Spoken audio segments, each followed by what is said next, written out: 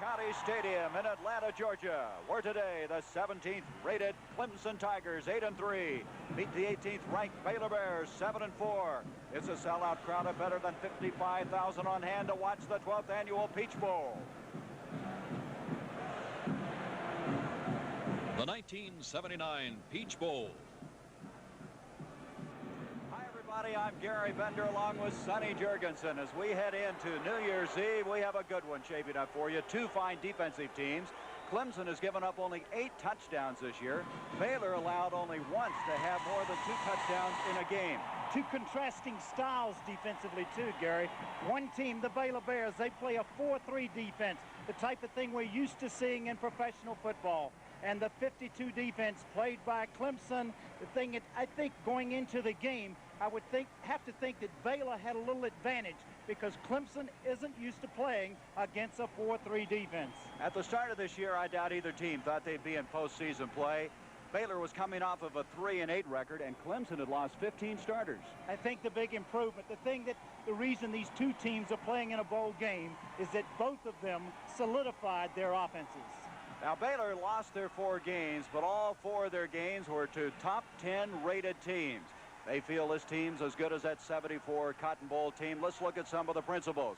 At quarterback for Baylor is number 7. He's Mike Granite. He's 6'3", 180, a freshman from Lake Jackson, Texas. He took over in the 6th game for the injured Mickey Elam. He has great quickness, calmness, and the ideal temperament to be a great quarterback. He shows you his running ability there, and right here he shows you that he does have the ability to throw the football, which he hasn't done a lot of this year. Their number 1 rusher, number 34, Walter Abercrombie, who gained 886 yards. He's from Waco, Texas. He scored 7 touchdowns. You would have to say that Abercrombie is a complete running back, a tough inside runner, good outside runner, a good blocker, receiver. They call him, the coaches, the complete back, and you see here a burst of speed and a big gain for the Baylor Bears. Defensively, second team All-Southwest Conference pick tackle Gary Don Johnson from Tyler, 6'4", 260. He's the leader of that defensive front 4. Great size and strength and quickness. He keeps those people off of this young man right here. Now, what a man he is. Mike Singletary, the consensus All-American, a junior from Houston. Enthusiasm, plays with reckless abandon, and so much intensity that at times he wears himself out. Leroy Jordan said, well, he compares very favorably to me. Grant Taff is the dean of the Southwest Coaches Conference. Let's look now and see what he has to say. The 1979 edition of the Fighting Baylor Bears are extremely close to my heart.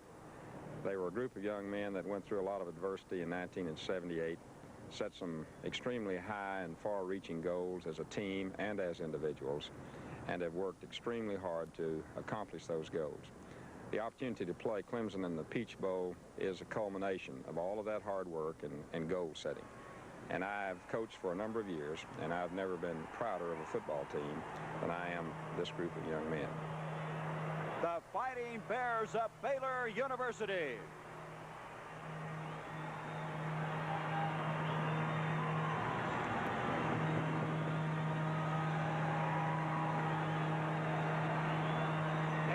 You see the bear. Was that Daisy May or Abner? Daisy May and Abner, 2 of the mascots for the Baylor Bears.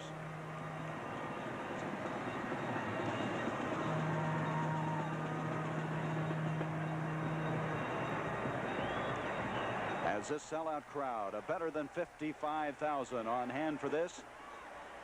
For Baylor, their first winning season since 1976, their 3rd since 1963. They finished 4th in the Southwest Conference with a 5-3 record.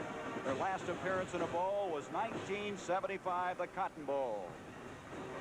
So the Clemson Tigers coming in here, making their 3rd straight bowl appearance. They had a senior class that in 4 years won 30 games. Let's look at one of those seniors, running back Lester Brown from Myrtle Beach, South Carolina. He gained over 1,000 yards as a junior. And they call him the rubber duck because when he runs, his head bounces up and down. But when the Clemson offense is effective, Lester Brown is the reason. He is the back they need to have a big day to win this football game. He missed 3.5 games due to injury, and the quarterback is Billy Lott, who started every game, a senior from Jessup, Georgia. In his first full year after playing behind All-American Steve Fuller, This young man had a lot of pressure on him, and he did everything the coaches asked. He ran the ball club. He ran the ball well when he had to carry it, and you see right there, he has the ability to throw. Defensively, the leading tackler, linebacker Bubba Brown from Mountain, Tennessee, 210-pounder. Over 500 tackles in his career. Right here makes a great defensive play, deflecting the ball and knocking it to his teammate, Jeff Davis, who runs it back for a Clemson touchdown. 47 will be around the football. A consensus All-American at tackle, Jim Stuckey, 6'5", 241 out of Casey, South Carolina. What can you say? He does it all. He's going to be a #1 pick in the pros. Big, strong. He dominates that defensive line, controls the line of scrimmage, makes great plays all over the football field. He wants to be the best in the country. He's near the ball on every play. One of 12 finalists for the Lombardi Trophy. Coach Danny Ford is 31 years old. Let's hear what he has to say about the Tigers. Well, we felt like we had a pretty good year. And so, at the center of the field, the acting captains for Clemson and Baylor. Our referee will be Raymond Bauer, as we will have the flip of the coin in this 12th annual Peach Bowl. The temperature, the mid-40s. It's been an overcast day, but it has not rained. The field was covered, and of course we're playing on natural grass. Yeah, this field doesn't drain very well either, Gary, and footing could be a problem a little later on. They have had some rain here. It isn't raining at game time, though. And boy, you can see, look at this. Who is the captain? Where are they, huh? The enthusiasm, the tri-captains for Baylor. You see Keith Bishop, Singletary. Let's go down to the field now. And Raymond Bauer. Captain Lott, Captain Brook, Captain Singletary, Captain Bishop. All right, the other officials today, starting on the left, Joe Carroll, the line judge, Joe DiRenzo, the back judge, Jim McGuckin, the linesman, Foster Gross, the umpire, Jack O'Rourke, the field judge, and Massey Clarkson is our clock operator. All right, you're the home team, you're the visitor. Called in the air. If I miss it, we'll throw it again. He calls ahead. It's ahead. You've won the toss. He wants the ball. Which way do you want to go? We'll defend this way. All right, spin around this way.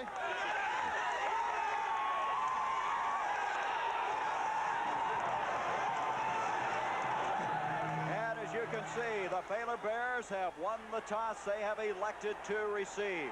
Sonny, we might mention, you might have noticed at the center of the field, the Baylor players wearing number 23. They have that on their uniform, and we'll be developing that story further. It's a teammate, Kyle Woods, who is on the sideline. We'll introduce you, but if you're wondering why the 23 is on all of these Baylor players, it's in tribute to a sophomore defensive back who was injured at the start of the year. And you can feel the electricity here in Atlanta, Fulton County Stadium.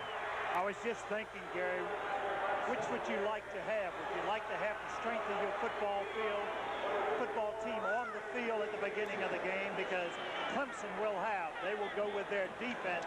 It could be an advantage having lost the toss. Clemson, remember now, has given up only 8 touchdowns, 92 points for the year. So their strength of defense. And to kick off will be Obed Ariri. He's quite a young man from Nigeria. The all-time leading scorer for the Clemson Tigers. He is #1. He has hit his last 10 field goals in a row. To give you an idea how effective he is as a field goal kicker. As the Baylor Bears will go back with 3 men. Philip Ward will be joined by Vic Hines, and also back will be Dennis Gentry. There's one thing to think about coming into this game. The last time, as you look at that number 23 towel right there, neither team has played in 5 weeks since their last football game. Ariri is ready. He was an outstanding soccer player for Clemson, who finished in the finals, the championship finals, finishing second. The kickoff will come to Vines. Vic Vines will bring it up to the 15, to the 20, up to the 27-yard line, and the Baylor Bears will set it up at that point. And let's check now offensively, Baylor. There is Gentry, not a very big fullback. Not a big one, but he makes things happen. Abercrombie, the back to watch all day. Outstanding running back. And Radar Holt. And there's the tight end, Cockrell. Marshall, he'll alternate at one of the wide receivers. And up front, Billy Glass, an all-conference performer. I know his daddy well. He used to hit me often. And there's Mike Brennan, the freshman, who took over in the 6th game. He's going to throw on first down. Intended on the far side for Holt, but overthrown. And that does not surprise us because Grant Taft told us they would come out throwing on first down quite often. They want to throw on first down, and the thing they do on first down, and all the time that they throw the football, they don't go for the short throw. They go for the long pass. Now we have a change in wide receiver. Gordon Marshall comes out. Robert Mitchell replaces him. Mitchell is 6'6". He's a sophomore out of Houston, Texas. A big offensive line for this Baylor team. They are much bigger than Clemson. 2nd and 10 from the 27. To throw again is Brannon, and he's in trouble. Getting through was Durham, along with Jim Stuckey, the 2 outstanding defensive tackles for the Clemson Tigers. You can take a look at it right here. The left end, Ray Brown, and number 83 was the man that went in for that sack, an All-American by everyone this year. Jeff Davis and Bubba Brown, outstanding inside linebackers. And that secondary, it's very active back there. Varn is an all-ACC pick. Mike Fisher now is checked in at wide receiver, as we now have long yardage to go. And this time, Abercrombie is hit by Ray Brown, a freshman out of Warren, Georgia. One of the most sought-after freshmen in the country. And Ron Stowe will have to come in and kick for the Baylor Bears. You can see the swarming defense of the Clemson Tigers right here. Ray Brown playing off the block, making the tackle. A lot of help from his friends very quickly. Everybody around that football right there. Ray Brown.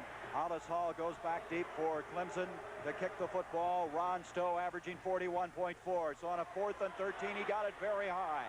This is Hall at the 30 and hit immediately. Excellent coverage that time.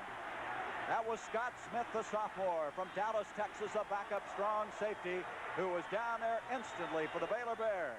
And at the 30-yard line now, Clemson will have their first offensive opportunity of the afternoon. Well, having the fact that they'd lost the coin toss and had their strength on the field, they turned it over just as they wanted to do. A 47-yard kick. We'll be back in just a moment.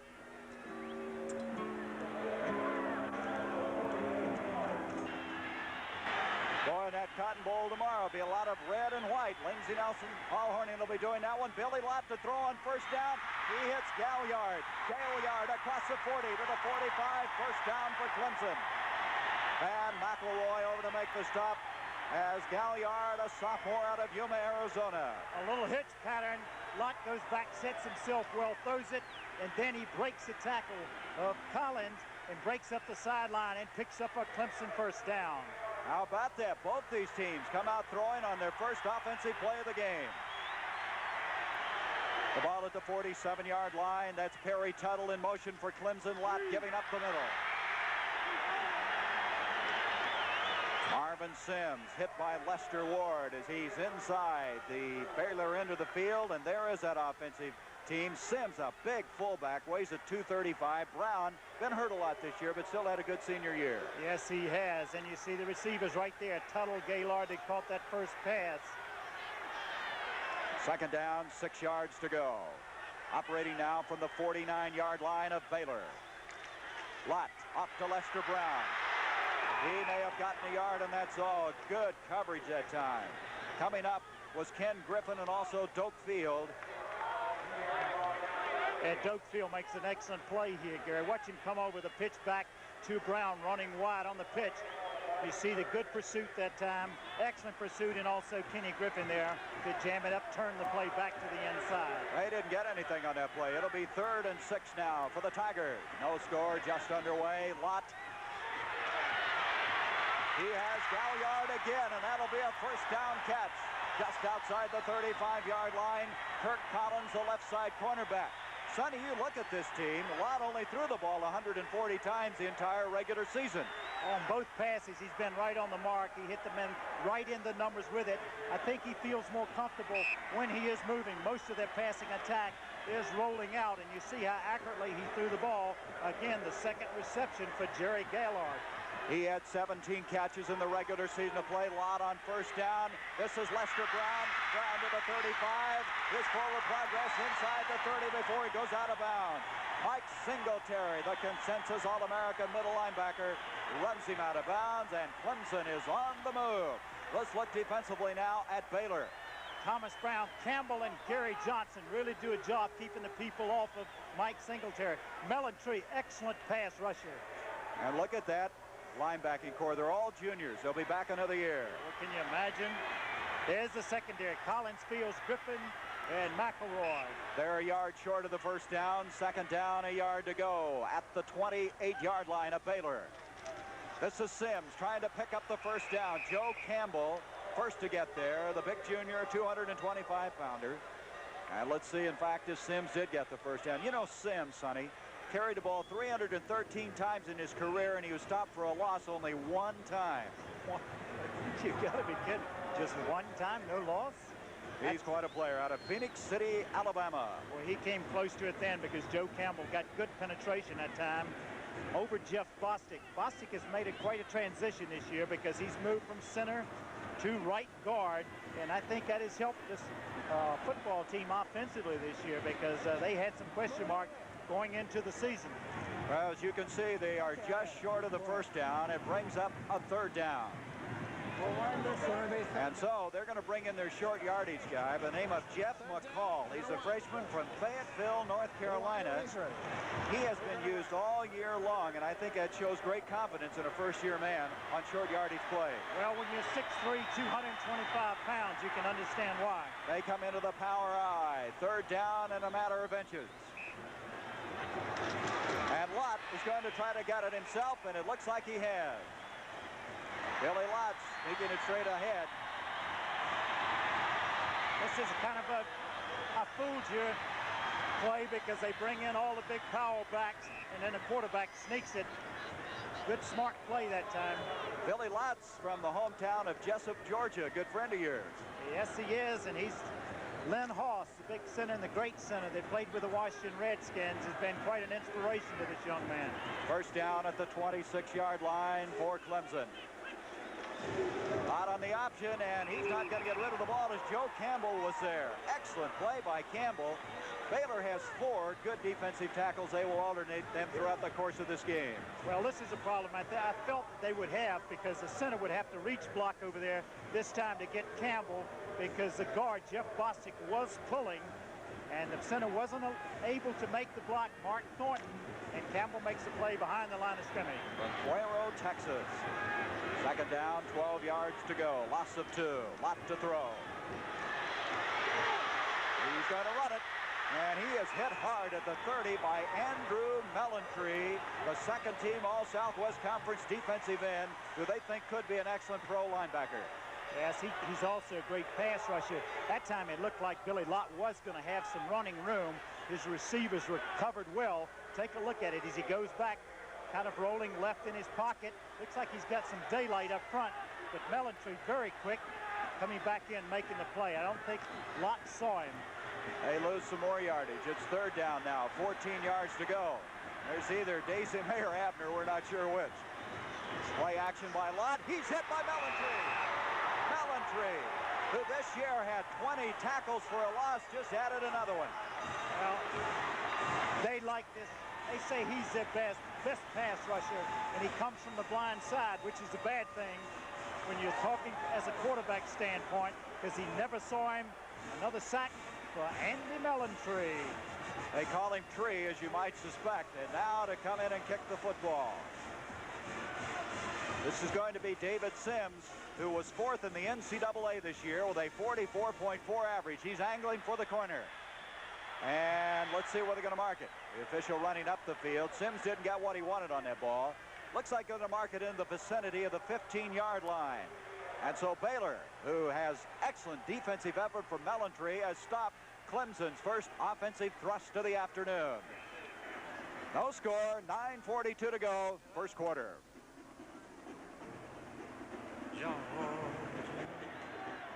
What a basketball game that's going to be. The Celtics against the Lakers on the 13th. First down now, Mike Brennan rolling out for Baylor, intended for Abercrombie at the 22-yard line. That's a tough pass, Sonny. A right-hander running left to throw. I never called it. I couldn't throw it. That is so difficult for the right-hander. Rolling left, they're going to the wide side of the field. That's the reason for the call. He gets some time, but he gets up under his blocker there, Dennis Gentry, and he can't make a very accurate throw that time, and kind of overthrows Walter Abercrombie. Abercrombie, by the way, only had 6 catches during the regular season of play. Bo Taylor's checked into wide receiver. Give to Abercrombie. And he runs out of running room. Running to the short side of the field, Jack Kane, the free safety, who only weighs 170 pounds, came up to knock him out of bounds. Well, you see some great strength in Abercrombie right here. Not a lot of running room. Good pursuit by the Clemson team. See right there, missed tackle. He gets out of bounds, runs out of room because that's, when you consider that hash mark, only 53 feet 4 inches from the sideline. Not a lot of room to run over there. Abercrombie in his first game ever got 207 yards. That was as a freshman. This time he's thrown for a loss. Eddie Gathers, cornerback, number 49, was up there, and he's excited. He's out of Myrtle Beach, South Carolina. He's a junior. Yes, he does. They run the same play. They pitch it back again. Again, trying to anticipate Clemson playing the wide side of the field. They don't. You see the quickness of that Clemson defensive team. Gathers comes up and makes a stop. Ron Stowe out of Houston, Texas, a freshman, kicking the football. Another good one. Hollis Hall at the 36 of Clemson. Hall trying to get outside. And he is down short of the 45-yard line. Good reaction again by Baylor. And Clemson now will get their second opportunity. That was Buzzy Nelson who snapped the ball, the sophomore center from San Antonio. One of the big surprises this year for the Baylor Bears. That was another fine kick of 48 yards. 2 excellent kicks now by Ron Stowe. But in both possessions, Clemson's had excellent field position, where Baylor started deep in their own territory. Clemson starting right at midfield. They're going to mark the ball at the 43. Billy Lott, play action, good faking this time, and he has his man. On the far side, Kirk Collins making the stop. The catch is made by Mark Clifford, the big tight end, a senior out of Miami, Florida. Again, Lott throwing the ball on the move, the bootleg type action, and he throws it very accurately right around the arm. Boy, he makes a good throw that time to get it around the arm of the linebacker that time, Doug Field. You know, Lott threw only 4 interceptions this year, and that was the lowest of any starting quarterback in the ACC. 971 yards on the year. Second down, a short yard to go. At the 43 of Baylor, Lester Brown, and he has a first down. Inside the 45, Allen Tree and Singletary, and there's the Clemson bench. That's Kane, number 12, who made a fine play a moment ago on Abercrombie. Well, those coaches are still coaching, doing their work right here. They're trying to keep him in the right position to make the play defensively. Clemson is not as big, Sonny, but boy, they are an emotional football team. Emotional and quick. They beat you with their quickness. First down, the ball at the 45 of Baylor. No score. We have 8.5 minutes to go in this first quarter. Lester Brown again. Brown for a 5-yard pickup to the 40. Doak Field, a junior out of Burnett, Texas, over to make the stop. You don't hear a lot about Doak Field, but one reason is he's playing in the shadow of Mike Singletary. There's Grant Taft, 8 years, the coach of the Baylor Bears. He's the dean of the coaches in the Southwest Conference. Oh, what a nice man. Isn't he? I'm impressed with both coaches and very much impressed with these young football players representing both schools. 2nd and 5 now from the 40. Lott, this is Tuttle. Tuttle has a first down catch, and he's to the 30-yard line. Kirk Collins, and Lott now has found something that's going to work. Boy, Billy Lott has come out here throwing the ball in this first quarter. Again, the setup, a high percentage type pass, and a good run by Tuttle after the reception again. Lott, I think, is perfect. Has he missed anything yet? Boy, this Perry Tuttle had 28 catches. He's the fastest man on their football team. He's a sophomore out of Winston-Salem, North Carolina. First down at the 30-yard line. Clemson again hammering away, getting the good field position. Lott keeps the football and gets nothing because Gary Don Johnson, number 76, who, by the way, is a cousin of Earl Campbell. In fact, they played on a state championship team in high school out of Tyler, Texas. He was an honorable mention All-American his sophomore year and had a knee injury last year and missed the season. He's back this year, and they think he's back to full strength again. Quite a nice young man. Really has a good time playing the game of football. 2nd down 10 from the 30. Tuttle splits to the bottom of the screen. Lott as he's man open. Lester Brown. Brown to the 10, to the 5, to the 3. First and goal. Ken Griffin, the strong safety, made a touchdown-saving tackle. Well-conceived play this time. A check down by the back. Goes back looking left. All the receivers clear. Get the linebackers out of there. And just a little dump over the middle to Lester Brown. Makes a good run after catching the football down inside of the 5-yard line. First and goal for Clemson. And Billy Lott is really doing a job. He is 6 of 6 in this game now for 86 yards. First and goal at the 3-yard line. Brown, very close. Andrew Mellentree, number 89, stopped him from just making it into the end zone. Second and goal there. Thomas Brown, also a senior from Galveston, Texas, was in on the tackle. I would have to think that Baylor coaching staff and players have to be very surprised at Billy Lott's ability to throw that football the way and as accurately as he has. Second and goal. This is Brown again. Touchdown.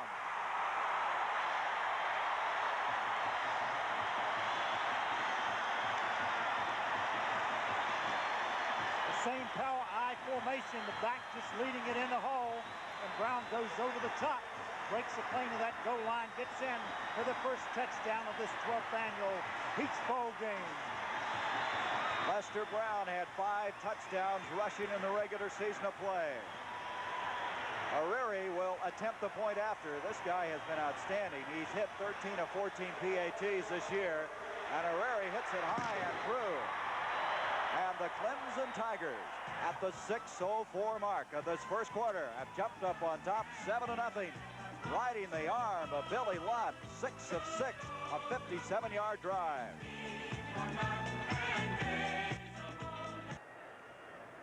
There's Danny Ford. He has to be happy about the way Clemson has done it thus far. As Billy Lott, 6 of 6. There's Grant Taft. I just wonder if he figured they'd come out throwing that much. I don't think so. When you consider the fact that both Clemson and Baylor both were running teams, that's what got them here to the Peach Bowl, and they both come out in this first quarter throwing the football. Ariri again will kick off. His longest field goal of his career, 57 yards. He added the point after. As back deep, we have 3 men. Dennis Gentry is the middleman. Philip Ward and also Vic Vines are back deep for the Baylor Bears. He's kicking away, and that ball is going to go out of bounds. Vines, the closest man to it, and so they'll be kicking it over. That ball, they're trying to kick it away from Gentry in the middle. I believe, though, Sonny, one reason Herrera does not kick off a lot is he does have the tendency to move the ball left or right instead of hitting it down the center. Well, they're kicking from the hash mark, the left hash mark, which is kind of unusual, too. And I think they'd like for him to, maybe they plan on trapping the runner back into the corner here because he is an accurate kicker. He shows you that with his stats kicking for field goals. Maybe they want him to kick it down in that corner. Interesting now, Baylor has moved Dennis Gentry into the corner that they've been trying to kick the ball. A 5-yard penalty moves the ball back to the 35-yard line. Gary, one note on that touchdown. That was Lester Brown's 32nd touchdown, a new school record for Clemson. Boy, if he'd have been healthy all year, what would he have done? Herrera taking off again, and as we mentioned, Gentry's back there this time, and he's going to bring it out. And he'll be at the 20-yard line, and that's all. Very good coverage that time by the Tigers. So Baylor trailing 7-0, just inside 6 minutes to go in this first quarter. There was that drive. It didn't take them very long because Lott was throwing and they were going out of bounds all the way down the field.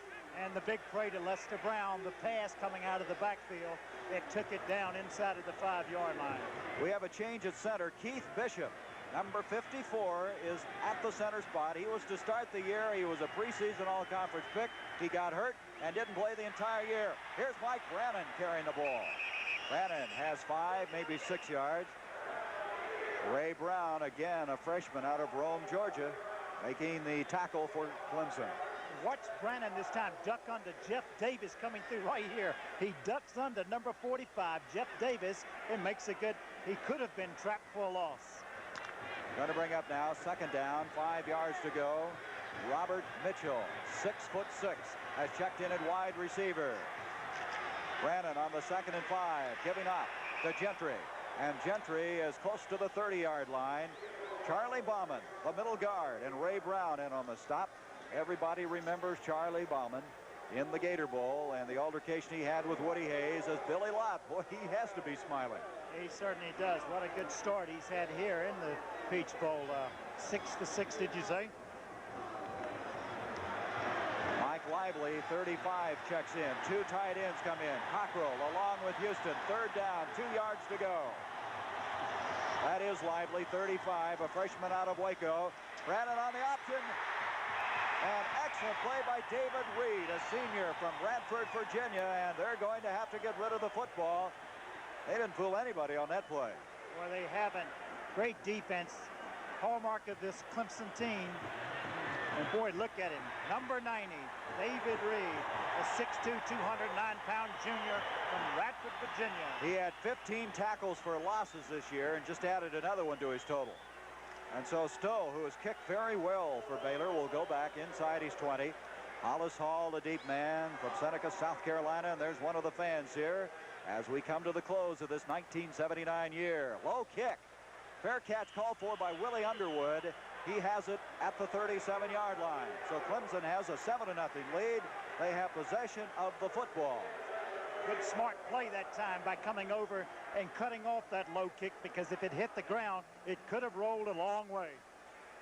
Well, we're down now to 2 teams in the NFC, and Tampa Bay, boy, did they look good against Philadelphia. Well, congratulations to that fine staff of John McKay's and the job they did, and also the Rams. Don't forget, it all begins on Sunday with the NFL pregame show. Billy Lott on 1st down, giving up, and that is Tracy Perry, the backup fullback out of Roxborough, North Carolina. Lester Ward and Andrew Mellontree making the stop, but a pickup of 6. They have been throwing on 1st down. What do? They come back and run the draw play. Good smart call and a good piece of running by Tracy Perry then. Perry, by the way, after the injury to Lester Brown, ran both tailback and fullback. He's done a very good job. He's gained over 350 yards. Very versatile performer. Tommy Tabor and James Rowell have checked into tackles for Baylor, and a good play is made by Singletary. Boy, was he in there in a hurry. He came on the blitz that time, anticipating the pass, and really makes a play this time. This is what he's done all season long. You see him coming, defeating the block, coming right over the top. Lott didn't have a chance to do anything with the football. That's going to bring up 3rd down. Now 7 yards to go. Singletary, by the way, averages 17 tackles a game. What do they say? He plays so hard that he just plays himself into exhaustion, and they have to take him out and rest him. He's a 224-pounder out of Houston.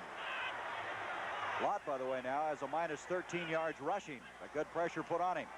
3rd down and 7. Mellontree, he gets away from him. And Tracy Perry could not hang on to the football, but I don't know how Lott got away from Mellontree on that play. Well, he made a good escape that time to get that pass off. Threw the ball to Tracy Perry, just couldn't quite hang on to it. He would have had enough for the 1st down. And here's David Sims, a junior from right here in Atlanta. As we said, 4th in the NCAA, not only in average, but net average. Big rush. He just got it underway. There is no flag on the play. Sims hits the deck, but there'll be no roughing the kicker. And this time, Baylor will have good field position, as David Sims almost had that kick blocked.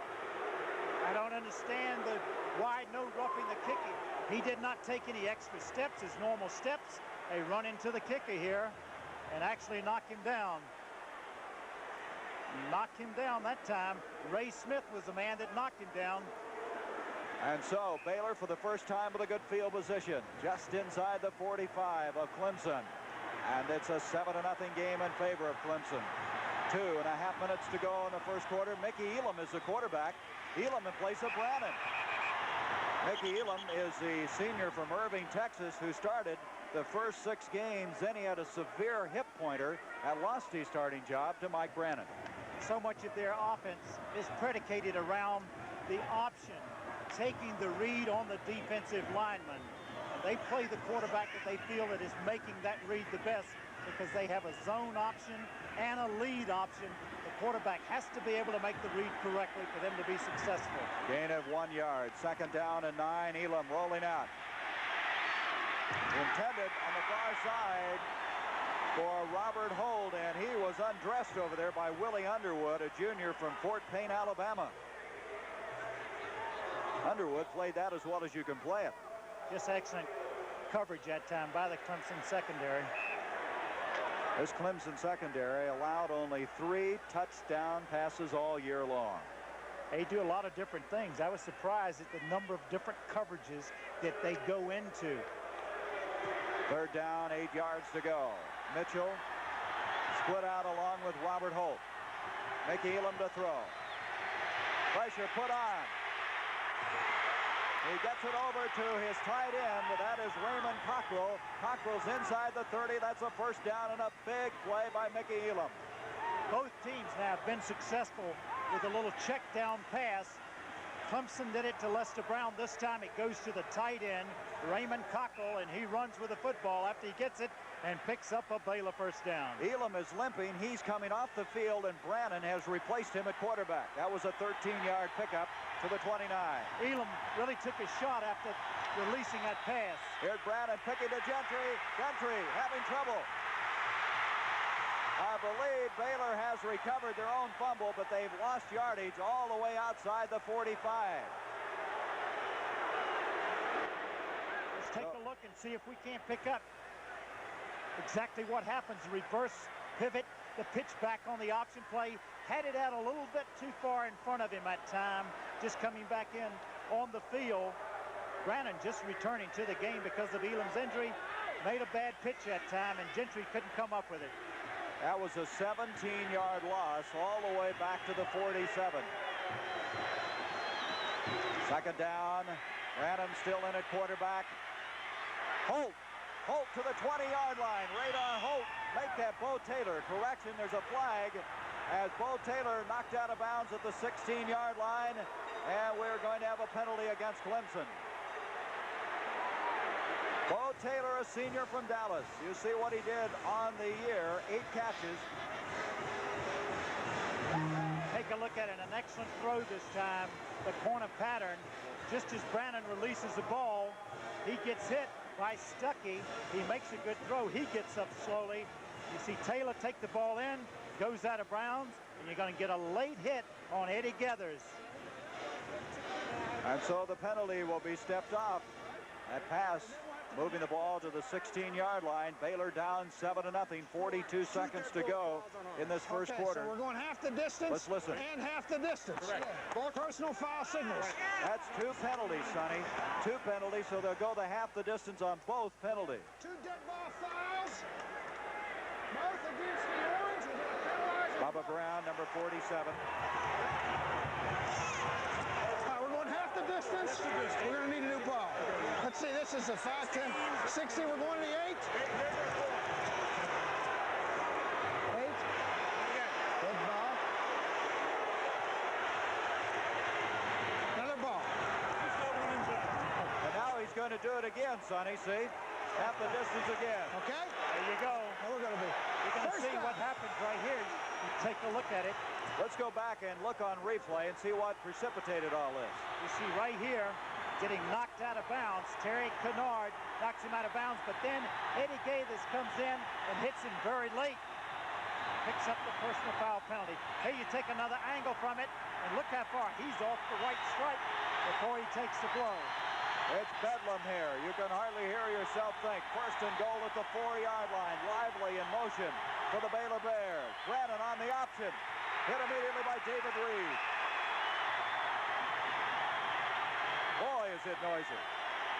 It's got to be hard for them to hear the snap count as they're going right into a lot of those orange-dressed Clemson Tiger fans. That Clemson defense is not going to make it easy for Mr. Brannon to get into the end zone either.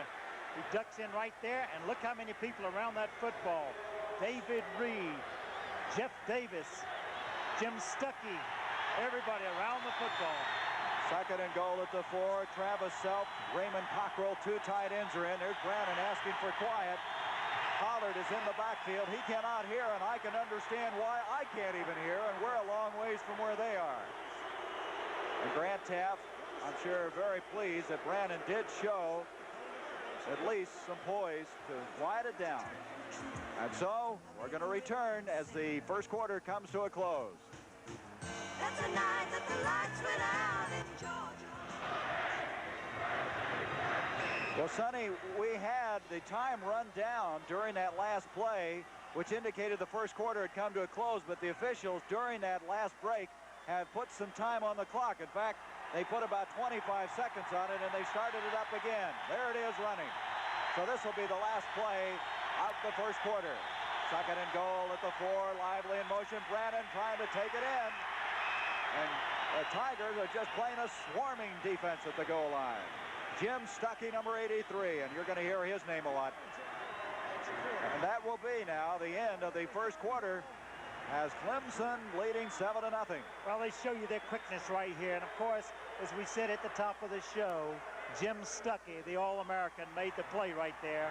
Such great quickness he showed right there, moving laterally and making the play, stopping it for no gain. Well, Sonny, tonight on CBS, look at the lineup, would you? WKRP in Cincinnati. I guess Dr. Johnny Fever will hear the voice of God in that one. Oh. And then on to the last resort.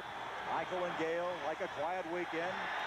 MASH, they have an abandoned baby on their doorstep in that particular episode. And then the new comedy series, House Calls, followed then by Lou Grant. Ed Asner on CBS tonight. What a nice lineup for New Year's Eve, huh? That's right. Bring in the new year the right way. And there's the Clemson Tiger. So much color, so much excitement. As we mentioned, it is really noisy here in this stadium. Second quarter underway. A big play coming up. Third and goal. The ball at the 3-yard line, and Baylor now is going to rehuddle there again. Have a lot of problems with the noise. I think they went to the line of scrimmage, Gary, but the officials have not arrived. You see them coming into the picture now. The officials had not arrived with the football. You got to have that pigskin to play with. There's Mike Brannon. This young man showing good poise. He was a redshirt freshman. Excellent runner. He had 120 yards rushing in a game this year. That was the second highest ever for a Baylor quarterback.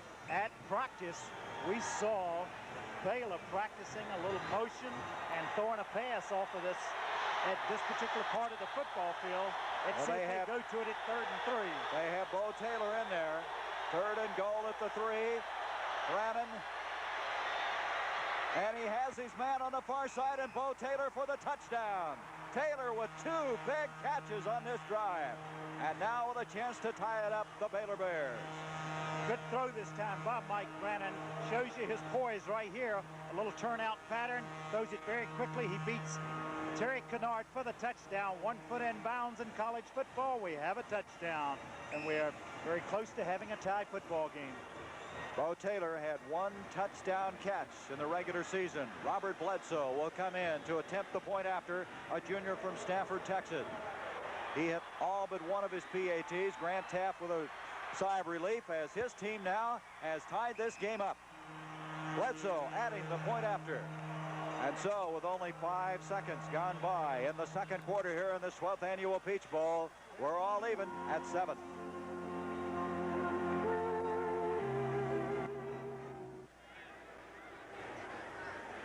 A little liquid refreshment. Can you believe that? They came holding that thing up there and drinking it. I'll tell you what, it doesn't take him long to empty the contents of that bottle. Boy, would that be a commercial? 7-7 our score. Carlos Alvarez will be kicking off now for the Baylor Bears. Andy Hedden and Chuck McSwain back as the twin safeties. Make that Lorenzo Alvarez. I think I said Carlos. And from the 40, Alvarez. He kicks off in favor of Bledsoe, who does the point after. Here's Hedden. He's a freshman. And Hedden brings it out to the 10, make it the 12-yard line. Howard Fields down there, and I'll tell you, Sonny, Baylor just isn't getting those kickoffs back up the field at all. No, they're not, but that time, I'll tell you something, Baylor kicking the ball down in the corner just like Clemson did, and they kicked it down in the corner and trapped him in the corner. I thought he was going to let the ball go out of bounds. It looked like it may have gone out of bounds then. Hidden, by the way, was a highly sought-after player out of Liberty, North Carolina. He eventually could be their quarterback. This is the worst field position that Clemson has started with all day. At the 13 is where they mark it. Tuttle goes in motion. Watt giving up. Mike Singletary making the stop. As Lester Brown, does Brown get off the mark quickly? He really comes up to that line of scrimmage. Well, he does, but Baylor has in their other, you're looking at the scoring drive there, but Baylor has in their second line of defensive tackles now, Tommy Tabor and James Rowell, and they did an excellent job that time in freeing Singletary up to make the tackle. Also should mention that Max McGarry is also checked in at a defensive end. He's number 99 for Baylor. Second down, 8, a pickup of 2 by Lester Brown. Lott on the option. Off to Brown. Brown is close to the 20-yard line. Lester, Ward, and Singletary over there. Boy, Lott did a good job that time on the option play. He pitched it right at the last second, giving Brown an opportunity to turn upfield with the football, get his shoulders turned up, get some running room. The thing about this Clemson team is the fact that not only do they have Lester Ward, but they are Lester Brown, but they have a guy by the name of Chuck McSwain who can come in. There's the paw, the tiger paw, huh? Boy, that's a trademark of this team.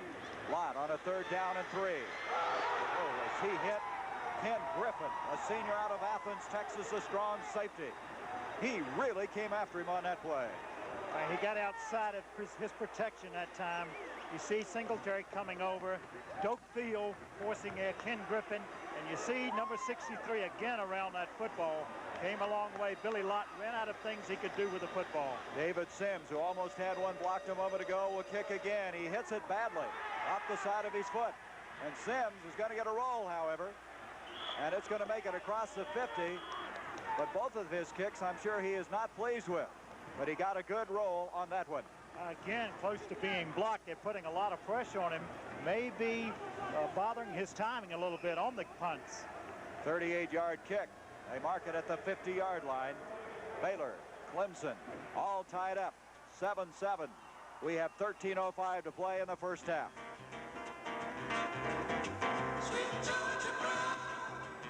The NBA on CBS. Been very well received in our first 2 telecasts. The third one coming up January 13th. From the 50-yard line, Brannon back to throw. He's hit.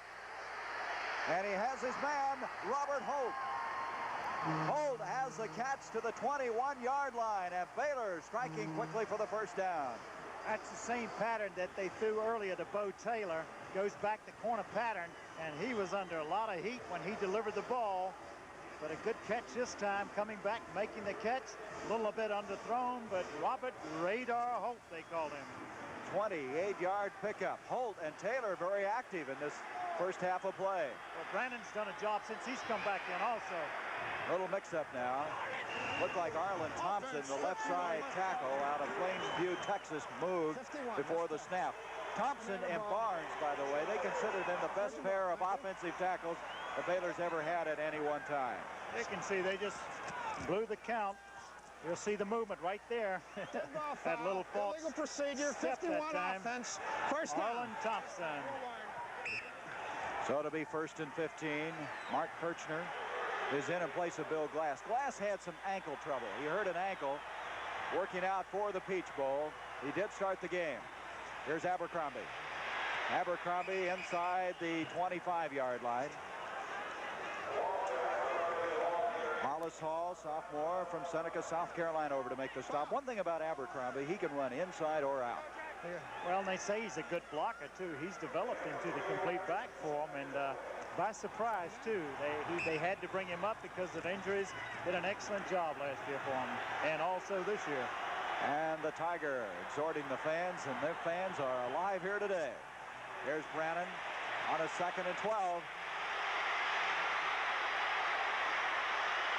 That's a dangerous pass in the end zone. It's caught for the touchdown by Robert Holt. A desperation pass, just threw it up for grabs. And I tell you, tremendous concentration that time by Holt. Take a look at it. The play designed to go left. He rolls left. Good coverage. Goes back around. Watch your block right here. We didn't see the block. He was in hot pursuit that time, but look, everybody in the end zone taking a swipe at the ball. Underwood could not come down with it. But watch Brannon as he releases this football. He really takes his shot that time from Ray Brown. And the point after attempt by Bledsoe. And Baylor now has a 14-7 lead, a 24-yard touchdown pass. Well, I'm sure that Grant Taft was a little nervous when he saw that ball in the airway, but it paid off for 6 points.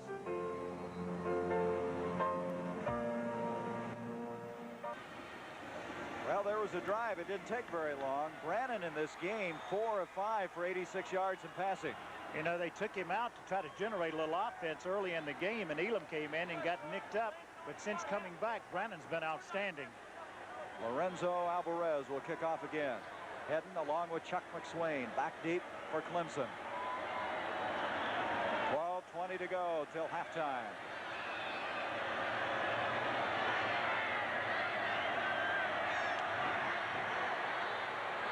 Headden will have it at the 5.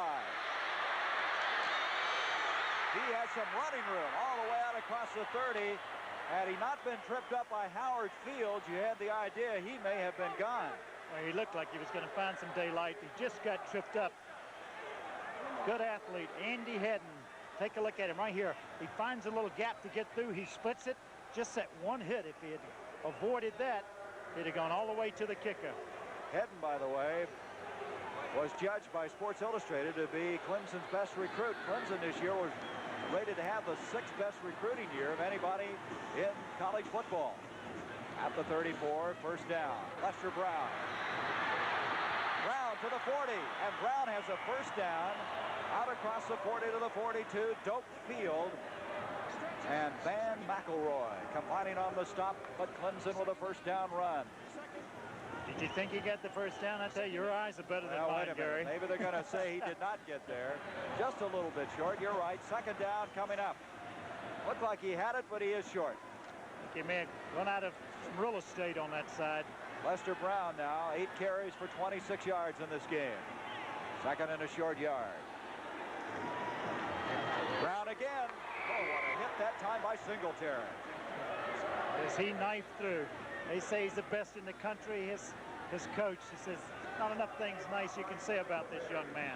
517 tackles in 3 years. As we said, almost 16 a game. Third down, still that yard to go. Tuttle, number 22, split to the top of the screen. Sims, the lead back ahead of Lester Brown. That's Tuttle in motion. And Brown diving forward, and it looks like this time he did get the first down. Doak Field, 46. Thomas Brown, number 90, in on the tackle. Brown, a real workhorse in this game. He's already carried the ball 10 times. I think both of these teams have surprised us somewhat in the first half with the ability to throw the ball. They've had trouble running the ball. The big plays have been by the pass. I'm going to quit guessing on these first downs. I thought he had that one too. I'll never say another time that he has a first down. You were right. You were right. That's twice for McGuckin. Now that's it. And so the ball at the 43-yard line. 14-7. Baylor on top. The Tigers jumped on top. 7-0 at the 6:04 mark of the first quarter. And it was tied up the first play of the second quarter, and now it's 14-7 in favor of Baylor. Billy Lott. And down he goes. Mellontree there to get him. Oh. They're just having a difficult time. Lee Nanny having an impossible time trying to block Andy Mellontree. Just an outstanding pass rusher. Take a look at him again as he rushes his passer. Goes back, Lott going back, never sees him. He's setting up short. Then he's going to go back and try to throw deep. By that time, he's down. You know, Grant Taft told us he hoped that they wouldn't try to, compensate for him. He thought they might use 2 tight ends that way to keep Mellontree out of their backfield. They feel they're much more successful defensively. Here's a reverse to Tuttle. And Tuttle gets back to the line of scrimmage and picks up maybe a yard. Howard Field, Stoke Field. Baylor had that one diagnosed. Yes, they did. They didn't fool anybody. They pitched back to Brown. Brown handing to Tuttle, going back, but you see he gets some fine blocks here, but he just gets back to the line of scrimmage, maybe picks up a yard or so. They have some players down on the field. Can't tell who it is from here. Looks like Lester Ward, a junior out of Temple, Texas. Very fine junior linebacker for this Baylor team. Very mobile. They feel he's underrated. Ward, Field, and Singletary. You have to look a long ways before you find three better linebackers than Baylor's. Now the backup man would be Steve Ronaldo. He is a senior from Littleton, Colorado, who, by the way, was born deaf. And he will get his signals from the sideline. Well, they say he's a courageous athlete and does just a tremendous job when he has the opportunity to play. You see Lester Ward coming off the field. I said that last time that he didn't get a lot out of the play. He did get 9 yards, but he gets back to the original line of scrimmage after the sack. There is Ward, the man shaken up. And it is Ronaldo that will come in and replace him. Just short of the 45-yard line. Third down, 9 yards to go. Gaillard is split to the bottom of the screen. Also Tuttle for Clemson. Lott hits Brown to the 50, to the 49-yard line, and Singletary. How did he get out there that quickly?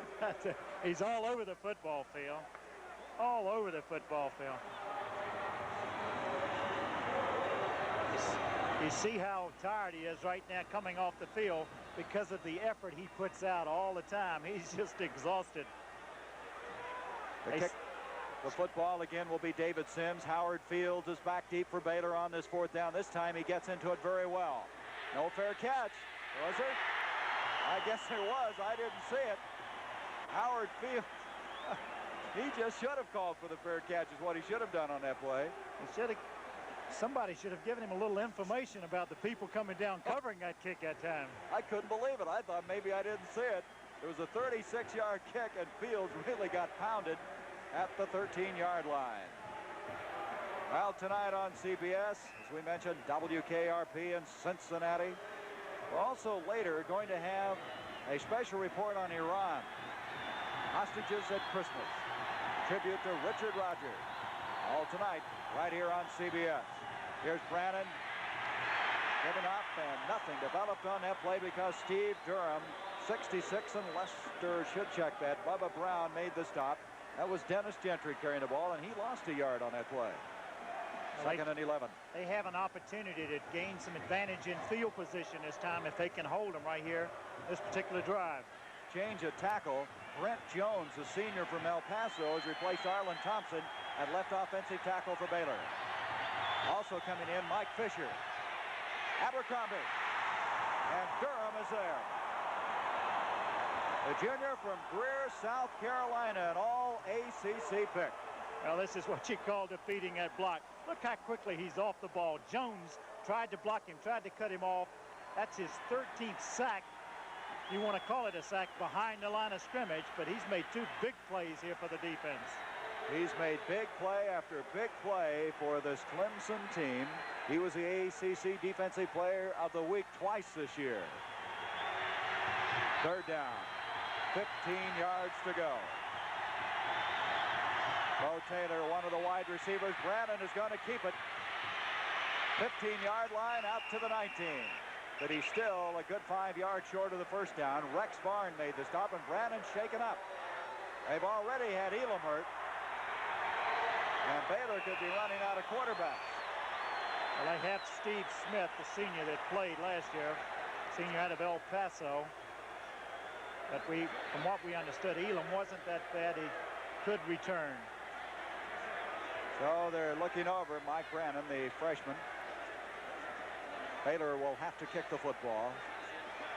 And Clemson, Hollis Hall will go back. Clemson could come away with good field position this time. 14-7 our score in favor of Baylor. We have 7:25 remaining in the second quarter. Brannon up and walking off, but limping. Ron Stowe will kick the ball for Baylor. Not a bad average, huh? Look at that. 44 yards. He averaged just over 41 in the regular season of play. And he hit a very fine kick. Hollis Hall at the 34. He's trying to get to the picket line, but he's in difficulty. And he's going to lose yardage back to the 25-yard line.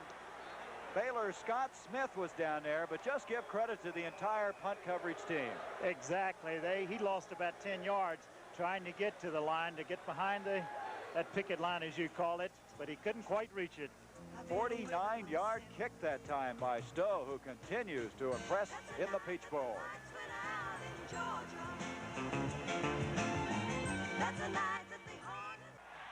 Eighth-ranked Nebraska, sixth-ranked Houston. Tomorrow, 2 o'clock Eastern, the Cotton Bowl on CBS. There's 31-year-old Danny Ford. He took over in the Gator Bowl last year when Charlie Pell went on to the University of Florida and defeated Ohio State 17-15. Tremendous job, tremendous pressure he had right then, but he said what he could do. There's Galliard on the far side trying to make the catch, the 30-yard line, and he was really belted by Ken Griffin, the strong safety, and incomplete. Again, this rolled out to the left a little bit. Tough to get a lot on the football when you're throwing it, running that way. He makes an accurate throw, but good coverage that time. Knocks the ball loose. Kenny Griffin. He's made 2 very fine plays. One on the run and now on the pass. Second down, 10. Lott on the option, pitching back to Brown. Brown to the 35, 37-yard line. Thomas Earl Young, a junior from Houston, number 32. Over to make the tackle for Baylor. And Brown gets outside as quickly as anybody. Did he make the first down? I'm not going to say. I'll never say it again. Again, success with the option. Billy Lott doing a good job pitching the ball back to Lester Brown, and with his speed getting outside and setting up like 3rd and inches of the first down. There's Bauman, Bubba Brown, Steve Durham. Bubba Brown, the leading tackler. Durham been very impressive in the early going. 3rd down, less than a yard to go. Brown trying to get it, and he's got it. Lester Brown only weighs 175, but he's doing it all. They haven't given the ball that much to Marvin Sims. They really haven't there. I formation, they like to give it to Brown with his quickness and let him pick some daylight to run through. This Clemson team really plays with a lot of enthusiasm. Brown last year as a junior had 1,022 yards, but he missed 3.5 games this year. A very gifted back. He started the year with flu, then he injured his ribs, which curtailed a lot of his activity. He has 12 carries now for 40 yards. Lott hit by Ken Griffin again, and I just mentioned a while ago how well he's playing. And Steve Ronaldo, 59, again now. Remember, Ronaldo was born deaf. He's an outstanding student, by the way, at Baylor. He's one of the very few. We have some conversation down here with the referee, talking to Mike Singletary. Down about 9 or 1st and 15. There was a flag on the near sideline, and the penalty being explained to Baylor. Illegal formation. Refused. 2nd down. Illegal formation. And I'm sure that Danny Ford would like to know just what they did wrong. You're talking about Ronaldo, Gary. He's one of the few players on the Baylor squad outside of Texas. He's from Littleton, Colorado. They have some football players in the state of Texas, Well, don't they do. I think they have 5 out of 99 out of Texas. 2nd down, 9 yards to go. Billy Lott. Pressure put on by Brown and intended for Marvin Sims at the 41. I think James Rowell knocked that ball down that time. Rowell would be 97, a senior who plays just with reckless abandon. There's Sims, 31, the intended receiver. Sims only had 3 catches in the regular season. The reason they keep shifting defensive linemen in and out for Baylor, they like to have fresh, strong defensive linemen in front of Singletary to keep the blockers off of him. Virtually 10 yards to go, lots in trouble. And that is Mellentry again, and Mellentry has been all over Billy Lott. And talking with Grant Taff earlier this week, he said, I don't think that they can block Andy Mellentry with one man. They're going to have to put 2 people on him if they intend throwing the football. And Lee Nanny's really had his hands full in this first half. Doak Field was coming from the other side. Howard Fields is back now for Baylor. David Sims, Mellentry putting pressure on. A beautiful kick by Sims. This time he calls for the fair catch, and very wisely so. Exactly right. So in the vicinity of the 35-yard line is where Baylor will have the football. So Sims, after a rather shaky start, has now started to kick the ball very well. You know, we're mentioning number 23, Sonny, and that 23 is Kyle Woods, a sophomore defensive back. He's sitting on the bench. His Baylor teammates very happy about him being here. He's a paraplegic. 1 week before the '79 season, Coach Grant tasked Bears were scrimmaging, and Kyle injured his spinal cord in a scrimmage. And they promised Kyle that the Bears would play in a bowl game and they would dedicate it to him. And that's the reason he's wearing, and the rest of his teammates are wearing his number 23. Mickey Elam has come back in at quarterback. Brannon, we understand, suffered a bruised knee, but he may be able to continue should they need him. Jim Stuckey, the senior from Casey, South Carolina, made the stop. A gain of 1, 2nd and 9. They've shifted some backs also this time. They have Frank Pollard in, a senior out of Meridian, Texas. Quick glance at that number 23. Kyle Woods came in today on the plane. They greeted him out there, and this team, a very emotional team, dedicating the game to him. 2nd and 9, Elam. And he's trying to hit Fisher, Mike Fisher, but nothing developed on that play at all.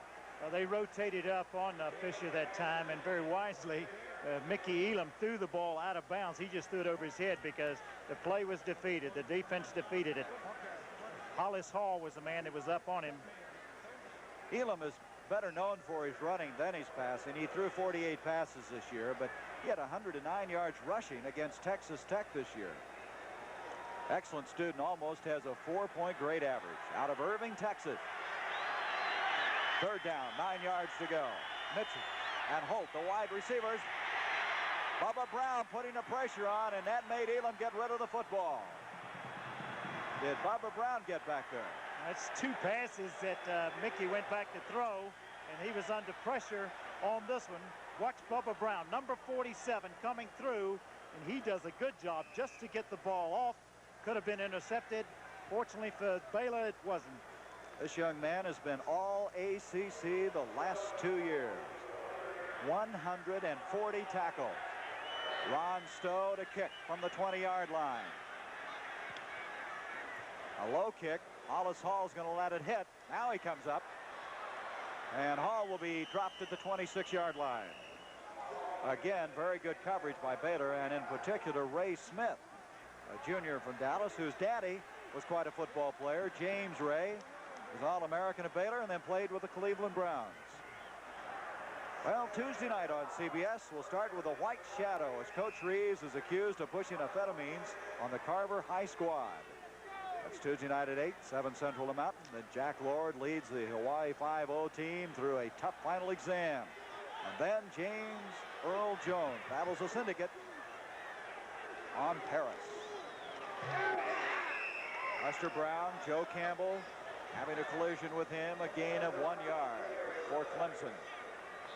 We have 4 minutes remaining in the second quarter. 14-7.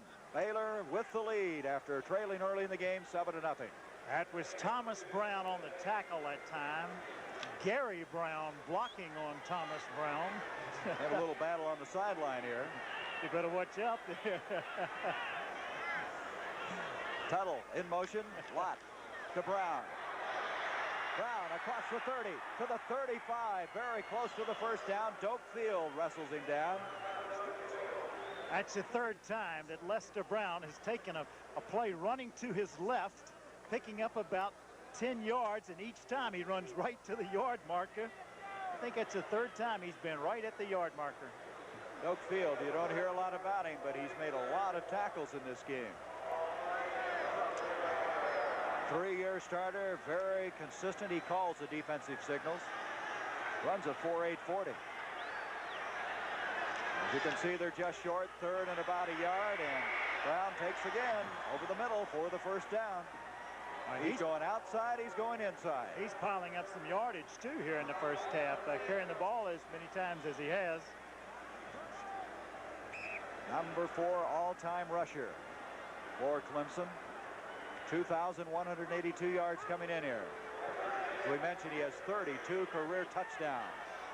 Thus far, he has 52 yards on 15 carries. On the first down, that's Tracy Perry, senior from Roxborough, North Carolina. Gary Don Johnson making the stop along with Singletary.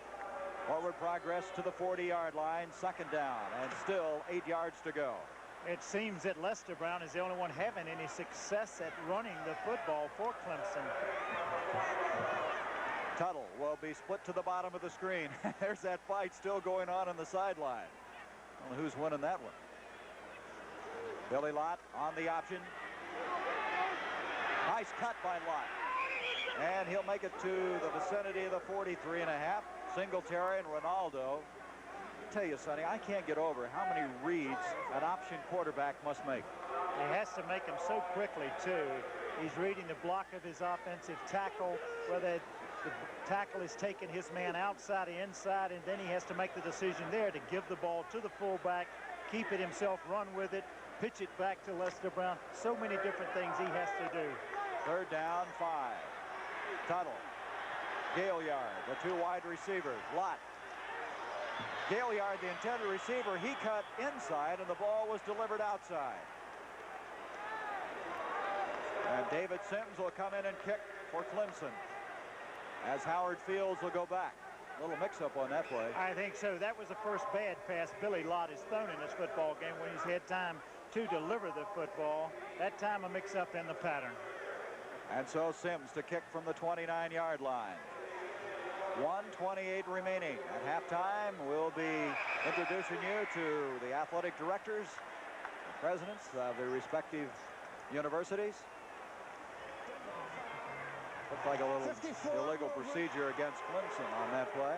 That'll be 5 yards. Yeah, you see him right there moving. That's Jeff Gandy. Jeff Gandy moving. Hold it, boys. But he was reacting to the offense because the offense had moved first, and the penalty goes against Clemson. And so now Sims will be inside his own 25, as you see him. High snap. Beautiful, beautiful kick. At the 12-yard line is Howard Fields. And he'll get back to the 19. And that is the kind of kicking we expected to see from David Sims. A picturesque kick that time, a distance of 50 yards. You have to be impressed with both of these teams having a 5-week layoff, the way they have executed here in the first half. Well, the NFC Championship from Tampa Bay, the Rams, the Buccaneers, it all begins with the NFL today with Brent, Jane, Irv, Jimmy the Greek, and Jack Whitaker. Boy, two surprising teams. I don't think many of the experts figured that these two teams would be in the championship game. Mickey Elam still the quarterback on the option. Drop for a loss. Guess who? Number 83, Jim Stuckey, the All-American Clemson defensive tackle. Stuckey and Durham inside are causing this Baylor line fits. Well, watch him come around. He's trying to get by him so he can option the ball. He doesn't get a chance to because of the quickness of Jim Stuckey. They say he just dominates the line of scrimmage, and that's a good example of it there. He wants to be near the ball on every play, and he wants to be the best in the country, and he's close in that goal, I would think, very quickly. Elam giving out to Gentry, and boy, there's just nothing developing on this series. Stuckey again on this tackle. One-man show right now, and it comes to a third down, and Clemson is going to call timeout. They want to get the football as there's still 31 seconds left in this first half as we have a third down coming up. It's difficult to pick a side you want to run at when you're running at that and facing at Clemson defense because Steve Durham is on the other side, and we've seen two great plays by him already. Difficult to pick which side you want to run at. Well, Clemson this year was third in the nation in scoring defense, giving up 8.4 points a game. Only Alabama and Texas had better marks. And as far as rushing is concerned, Sonny, they were holding teams about 115 yards a game.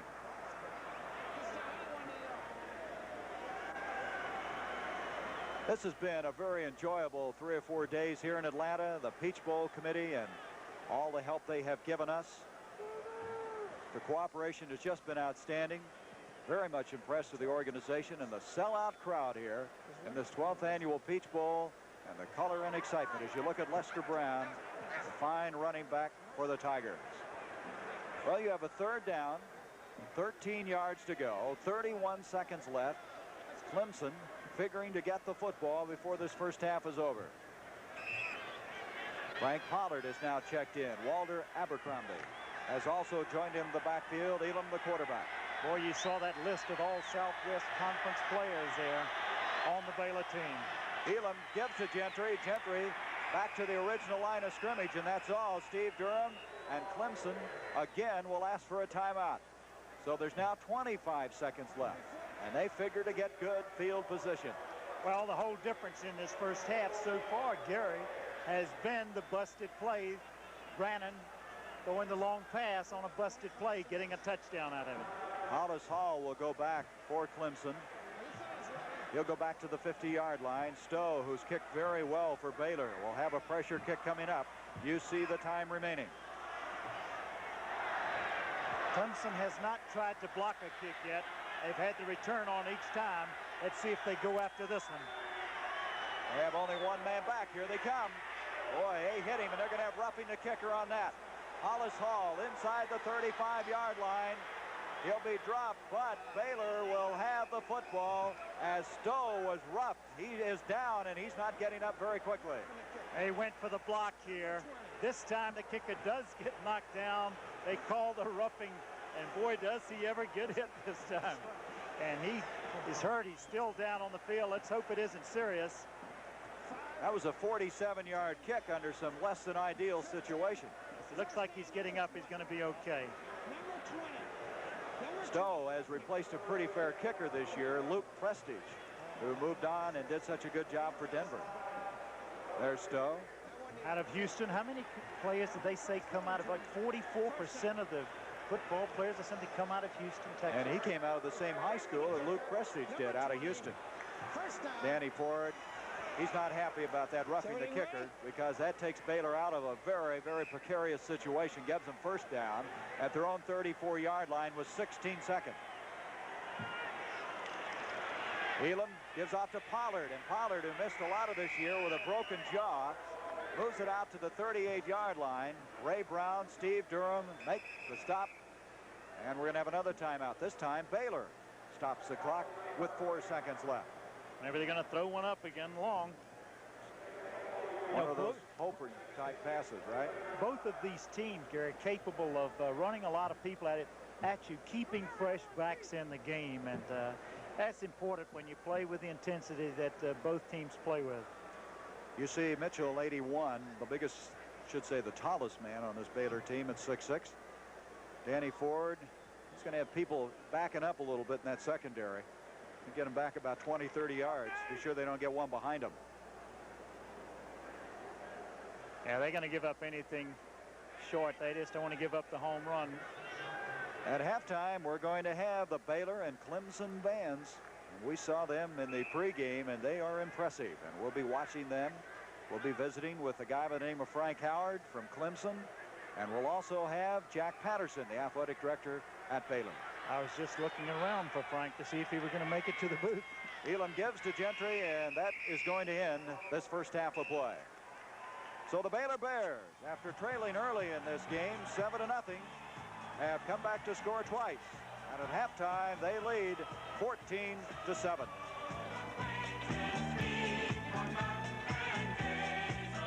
What a halftime we have in store for you, as coming onto the field, the Golden Wave Marching Band of Baylor University. Dick Floyd, the director of bands and assistant professor of music education at Baylor.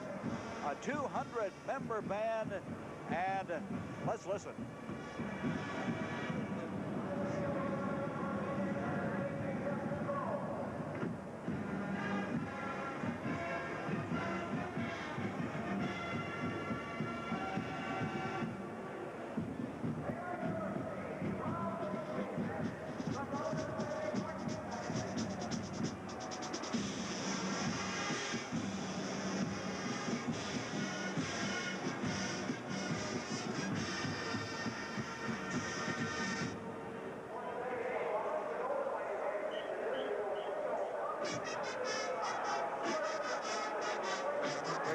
Wave Band performed in 9 football games during the '79 season before 1,500,000 Southwest Conference fans. Enrollment is currently limited to 220 members, and all the positions are subject to addition.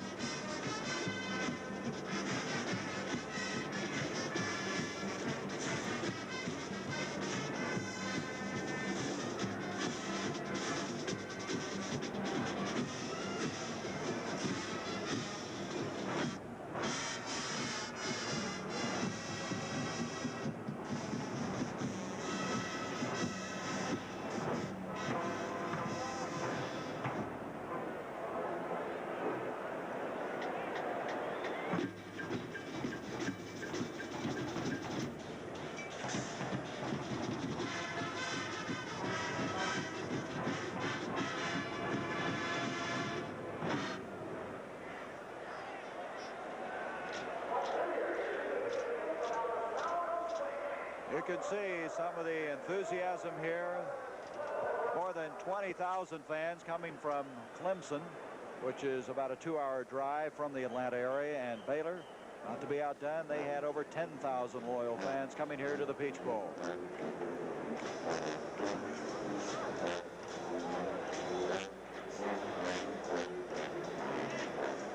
About 2 minutes. The little brown jug.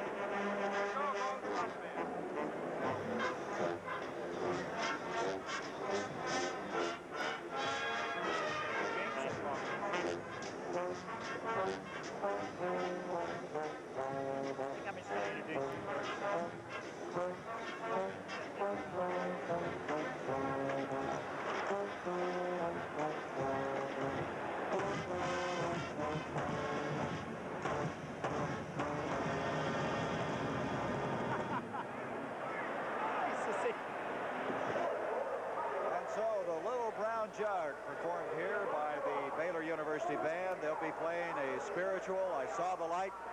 They'll have a feature number by the Twirlers, the Saints Fight, and then they'll have some of the music, old Baylor fighting line. A lot of color and tradition here. They're making their 10th appearance in this 1979 season.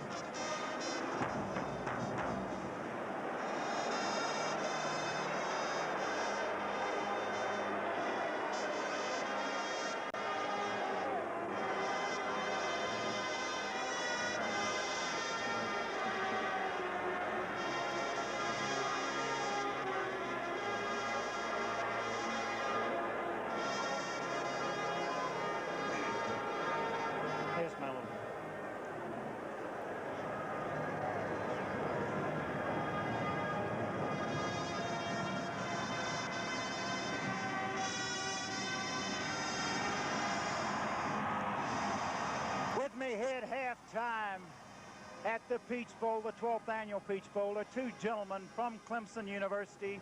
One has been there 1 year. Another gentleman right here, probably very recognizable, has been at Clemson 44 years. A lot has taken place in those 44 years, Frank Howard. Well, there's no doubt about that. You've even graduated from Duke University, and that's a lot better than Bear Bryant did at Alabama.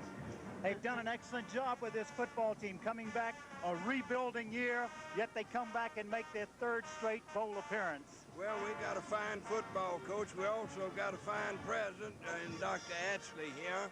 We got a fine school, got a fine athletic program, athletic facilities, everything about it's the best, honey. I have to ask Dr. Bill Atchley, in your first year at Clemson and coming in there, from what I can see, Clemson is going after national recognition. Well, I think that's true. We've had a great tradition. Frank and all the people before me have laid a great foundation, and what our philosophy will be that whatever we do, let's be number one in all of it. And I think that as long as you have those as your goals, you'll always strive to go forward. And I think with the type of athletic program and such we've had, the academic programs, we've got a high-quality all-around program, and I think you're going to see a lot more out of Clemson in the future. Where did you come up with this tiger paw idea? Everybody, we see tiger paws on people's faces, all the fans of Clemson. Well, I think Frank could probably answer that better than I could, but as I understood it some time back, there needed to be an identity.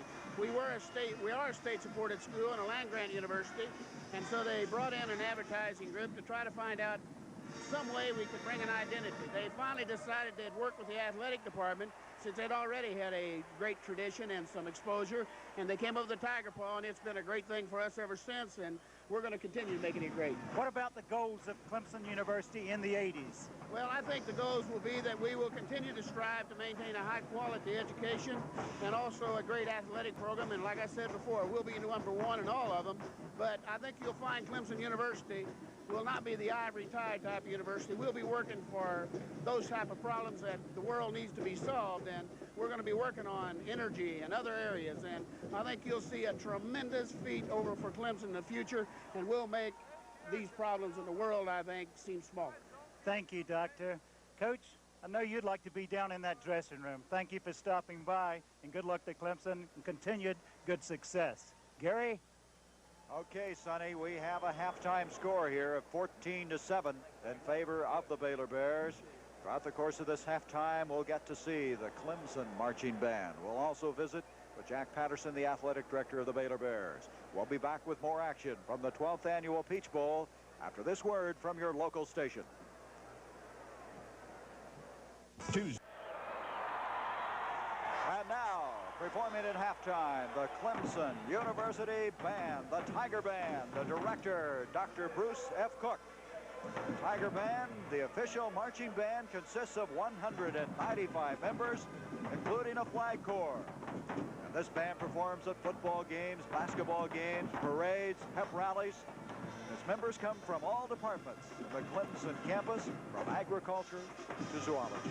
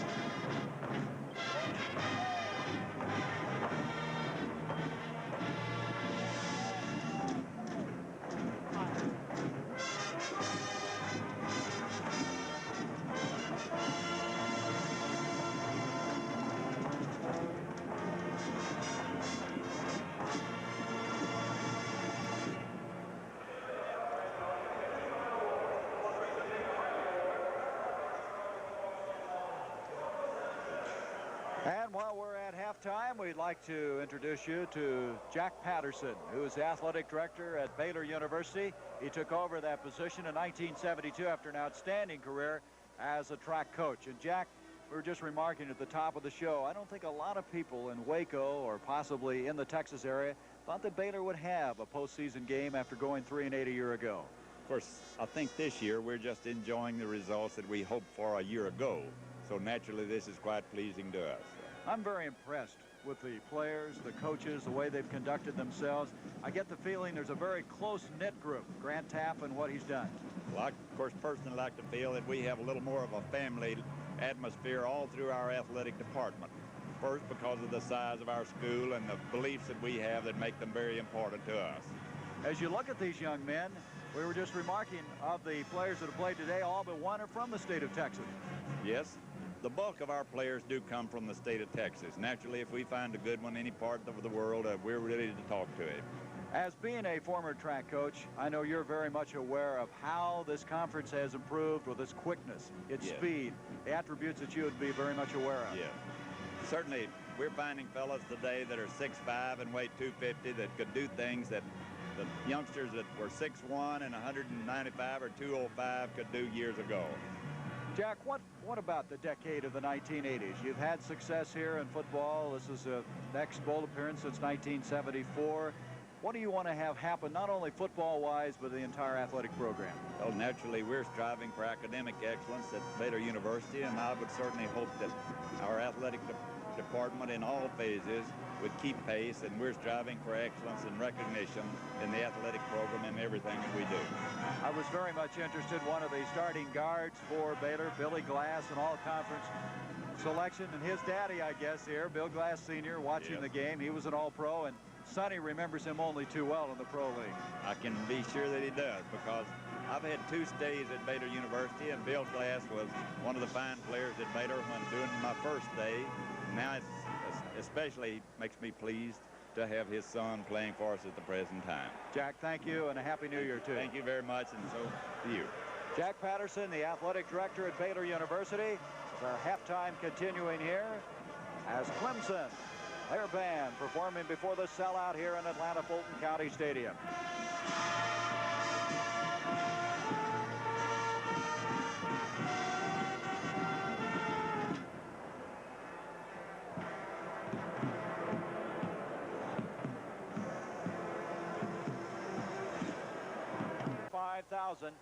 And in the first half, they witnessed a game that I think surprised some people. They opened up the game early. Both teams came out throwing the football, with first Clemson taking the lead 7-0 at the 6:04 mark. And then Baylor came back to score twice in the second quarter, and they now lead it 14-7 at halftime.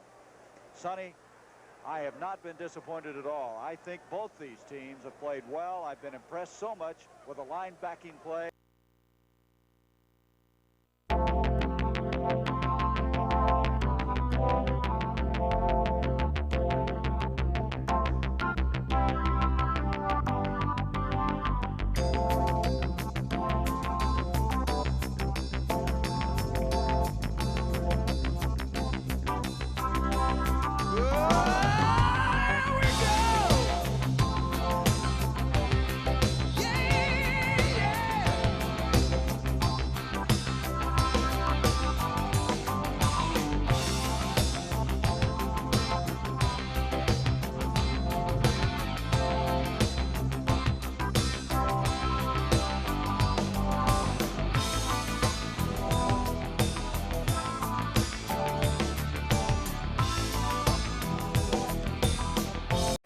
Play of both teams, and what pass pressure. Now Perez will kick off. Hedden and Chuck McSwain back deep for Clemson. And again, he kicks it to the corner, and they're going to go out of bounds with it.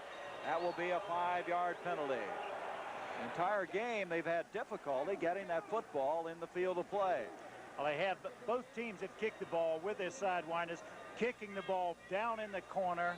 And I think they're doing it purposely, and that time he got a little bit too much hook on it, and it got out of bounds. Bob Rowe, our producer, indicates that Mike Brannon, the young man, the freshman quarterback, will not return to the game. He has injured his knee, and so that means that Mickey Elam will have to be the man.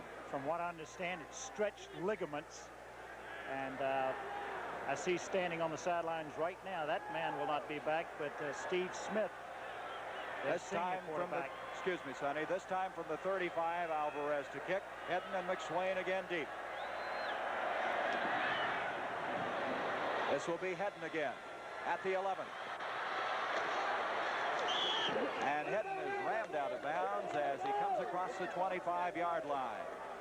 That's Parker coming over. This Hedden kid, a big kid at 6'5", returning that. And so the Tigers, who started out effectively, especially because they had the good field position early in the game, and then they lost it. Very true. Baylor defense did a good job in that second quarter. After trailing, they started digging in. They adjusted to the Clemson offense. Did an outstanding job. One reason Baylor had the field position was a kicking of Stowe in that second quarter. Lott on first down. Trying to hit Tuttle on the far side, and that'll bring up a 2nd and 10. As in the first half, they come out throwing the football, trying to throw on first down, get a little offense going. Again, Sonny, I'll say it, that's a tough pass for a right-hander. Well, they're throwing the wide side of the field, Gary, and that's why they do it. They want to have some room to throw the football. We have Gary Brown, Jeff Bostic, Mark Thornton, Chris Dolce, Lee Nanny, the offensive line. As Galliard's in motion, up the middle comes Tracy Perry. And Perry out across the 35 to the 36. It'll be a 3rd down. Steve Ronaldo, who's playing in place of the injured Lester Ward, makes the tackle. This was a good read by Billy Lott, electing to give the ball to Tracy Perry. Found some daylight, breaks up the middle. 3rd and about 1. You know, the mystery to me is why Marvin Sims is not carrying the ball. We have not seen a lot of him, and starting in the second half, Tracy Perry is playing in his place. 3rd down, 2 yards to go. Lott to Brown. And Brown gets the first down. Disappears before that Baylor bench. Doak Field and Ronaldo combining on the stop, but Clemson with the first down. Boy, he breaks a tackle here by the big defensive end, Thomas Brown. Look at Brown right there. Almost got caught for a face mask. And who comes over? Steve Ronaldo with a little help from Kurt Collins. From the 41, first down. 14-7, Baylor. The first time these two teams have ever met. Billy Lott to Galliard. And he has a catch inside the 50, very close to the first down. Ken Griffin over to make the stop. Again, rolling left to throw the football. A lot of room to work with over there, and he throws it on the move, and he has Galliard wide open. And it's very close to the first down, about a half a yard to go. Clemson on the move, huh? This young man's from Yuma, but he grew up in high school in the state of Alabama. So really, he returned home, or near to home anyway, to play for the Tigers. On a 2nd down, a short yard, Tuttle. That'll be a first down catch. Kirk Collins defending on the play. Boy, they opened it up a little bit, didn't they, on a 2nd and less than a yard, and came out throwing. As they have an unusual call in, throwing the ball on 2nd and very short, unless you're going for the home run, because if you incomplete the pass, you got to come back 3rd and very short. Makes it a little more difficult. The Tigers on the move just inside the 45 of Baylor. We're just underway in the 3rd quarter. Lott to Brown. Brown to the 40. He might break it. A touchdown saving tackle by Van McElroy. McElroy's 16 was all that stopped him from going all the way. Baylor had everybody up near the line of scrimmage, about 10 men near the line of scrimmage defensively that time. Lester Brown found some running room. You take a look at this, a lot of people coming across, and just as he splits it, he's wide open, and that was a touchdown saving tackle. You can see how many people up there. Good block that time by Gary Brown on Thomas Brown. Back to live action. That was a 16-yard pickup. Here's Lester Brown again. Inside the 25 to the 22. Singletary made the stop. We had a new man in that time. Frank Magwood, a freshman out of Johns Island, South Carolina, number 2, at a wide receiver in place of Tuttle. It looks like Clemson has made some adjustments offensively. They're finding a little daylight. Maybe they change their blocking schemes a little bit, but they are moving the football now. Thus far, Lester Brown has 77 yards on 18 carries. 2nd down, 5 yards to go. Marvin Sims is now checked in at fullback for the Tigers. And Lott keeps it. And a fine play by Kirk Collins, the left side cornerback. Boy, they support well, don't they? Well, they do. Every time that Billy has taken that thing on a keeper, electing to keep it, there's the option to the fullback. He takes it back. You see the defensive end coming back trying to make a play there, but Kirk Collins comes up, makes an excellent play on Billy Lott, the Clemson quarterback. A gain of 1. 3rd down, 4 yards to go. 11 and a half minutes to go, 3rd quarter. Sims, Brown, the running backs behind Lott. That's Magwood in motion. Off to Brown. Mellontree giving chase. It was Mellontree that was dragging from behind. He had support then, and it's going to bring up a 4th down. Mellontree was running and matching stride for stride that time with Lester Brown. Magwood going in motion actually doesn't get across, and he doesn't get out in front. He was supposed to be leading the play, and you see the pursuit. Ronaldo, Griffin, everybody out there. Mellontree, a lot of white shirts around that football. Ariri will attempt a 41-yard field goal as Bo Blanton will be holding. But wait a minute. We have a timeout called. Well, mix-up. Got to get in the right personnel to protect for this field goal. The Tigers calling the timeout. Now, Ariri this year has hit 15 of 21 field goals. His longest of this year was 47. He's had a career long one of 57. This will be 41 yards, and he has been 6 of 6 between 30 and 39 yards. And over 40 yards, he's 3 out of 5, so this is well within his range. So evidently Clemson, having all kinds of difficulties with their alignment, called a timeout to be absolutely sure they had the right people in on this very important field goal. Blanton to hold, Ariri, a 41-yard attempt. He's from the left hash mark. And this is a hash mark that a sidewinder likes. He has enough height, he has enough distance, and he has a 41-yard field goal. So the Tigers, taking the opening kickoff of this 3rd quarter, end up with a 41-yard field goal. It's now Baylor 14, Clemson 10.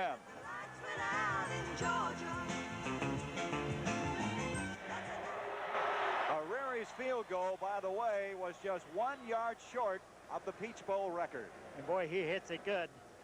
He really has a lot of length here. This would have been good from 51 yards. The record was 42 yards, and it was Jay Sherrill, I believe. That's right, 1977, North Carolina State. How about that opening drive? Took 4:05, and that has to give Danny Ford and his offensive troop some confidence. Kind of like a chess game. They made some adjustments, and I'm sure that the Baylor Bears will go to the bench. Their coaches will make adjustments defensively now. Dennis Gentry is back deep as Ariri will kick off. He's joined there by Philip Ward and Vic Vines. 14-10, Clemson. Trailing as this will be Gentry. Gentry is really decked at the 20-yard line. You don't think they haven't fired themselves up a little bit after that 3-pointer? We're going to have an exciting second half. You can see that. Gentry getting up slow. Matt Smith, a linebacker, was the guy that led the charge. Mickey Elam will be the quarterback. As mentioned, Mike Brannon is out for the remainder of the game, and Elam was shaken up earlier. It was Elam who started the year as their quarterback, then suffered that hip pointer in the 6th game, and now in this Peach Bowl, he's been called upon again. From the 20-yard line, Elam, big pressure put on. Coming through was Ray Brown. Remember his name. He is just a freshman. Boy, does he come. The defensive end on that side, number 72, Ray Brown, and he just runs right by Walter Abercrombie and makes a play on Mickey Elam. Robert Mitchell was the intended receiver, but there just wasn't any chance on that one because of the pressure by Brown. And so Baylor in a very difficult situation. They have Robert Holt flanked to the near side. Mitchell to the far side of the field. Up the middle. And Abercrombie is able to make it to the 24-yard line. It looked like that might develop into more. Jeff Davis, 45, made the tackle. This is their option. They give on the read because he read the block of Frank Ditta that time, number 60. He gave inside. They pick up a big gain. It still sets up after the loss of the trap by Brown. It still sets up about 3rd and 7. Abercrombie, the sophomore from Waco, Texas. 3rd down, 5 yards to go. Baylor needs a first down, and this crowd now on their feet. Elam throwing a dangerous pass to Abercrombie. That'll be a first down catch, and he has some running room.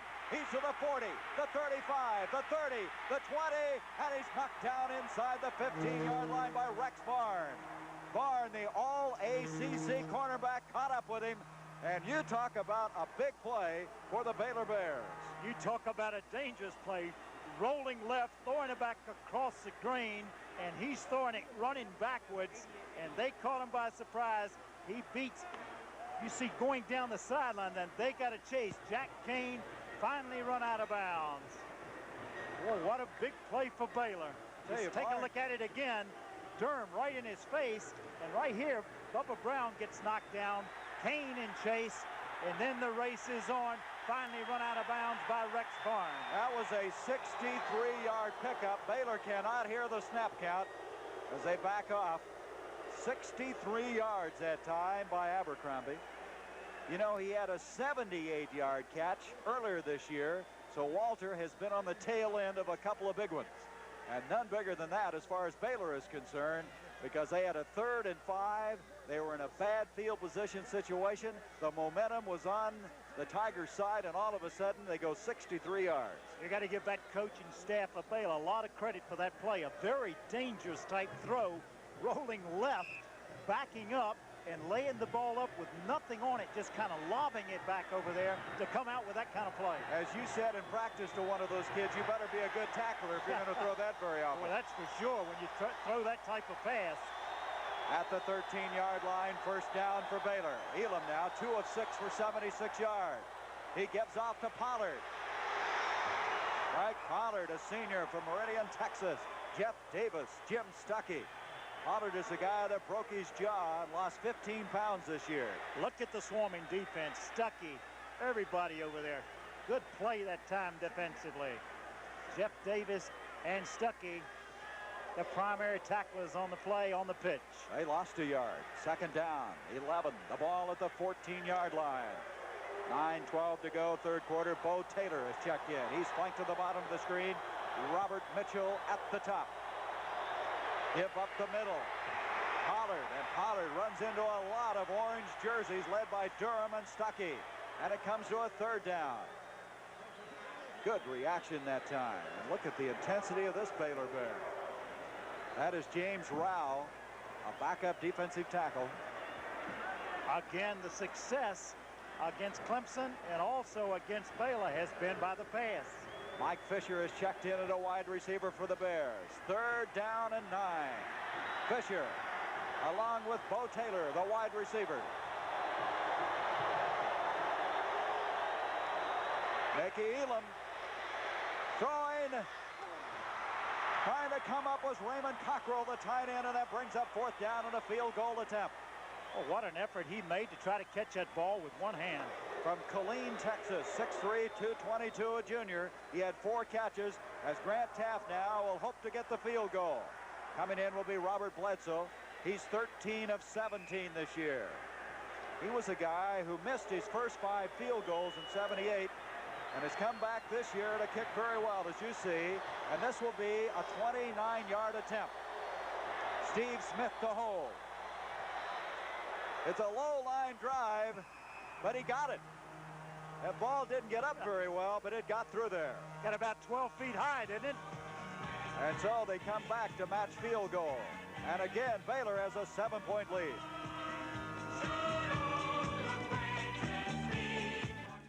He was shaken up earlier, replacing Steve Ronaldo. Billy Lott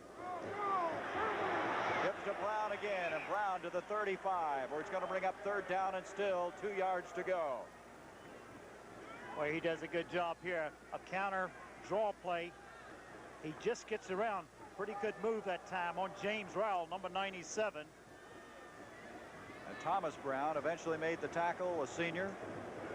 I would imagine that Baylor's glad to have Lester Ward back in there. They have all 3 of those excellent junior linebackers back in. This becomes a big play for Clemson, 3rd and 2. 3rd and 2. Brown, and coming through is Doak Field. What a big play defensively. Doak Field out of Burnett, Texas. And that's going to set up a kicking situation for the Tigers. Boy, Doak Field just reads the play perfectly. Couldn't have played it any better. Breaks through and throws Brown for a loss. Again, we can't say enough about the linebacking play we're seeing in this game. Well, you read so much about Mike Singletary, then you have people like... There's a block kick. And it's going to be down to the 35. It looked like Jeff Gandy, 45, blocked it. He is a freshman from San Antonio. This team does an excellent job of blocking kicks. Gandy had blocked 2 of them earlier. And I believe that's who it is. We'll see it on a replay here.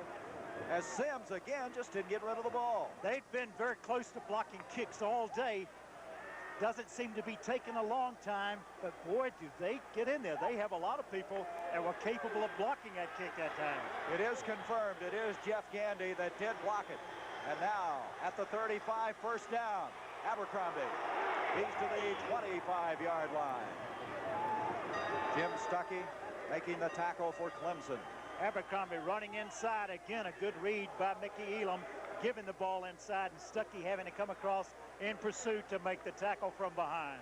You know, Max McGarry for Baylor in his career has 11 block kicks, so they make an art of blocking kicks. It shows you what their coaching staff really works on all phases of the football game, the special teams included. Second down and 2, and Abercrombie is going to be short of the first down by a yard as he makes it to the 25-yard line.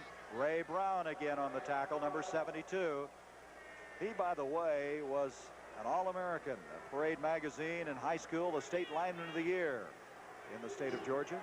And it's obvious that Baylor saw something in the Clemson kicking game that they felt they could exploit, because they have tried to block every kick, every punt today. Philip Ward is now checked in for Abercrombie, and Frank Pollard has also come in. A power I formation. Third down, a yard to go. Pollard, he has a first down. And I mean, he really fired through on that play. Eddie Gathers made the stop for the Tigers.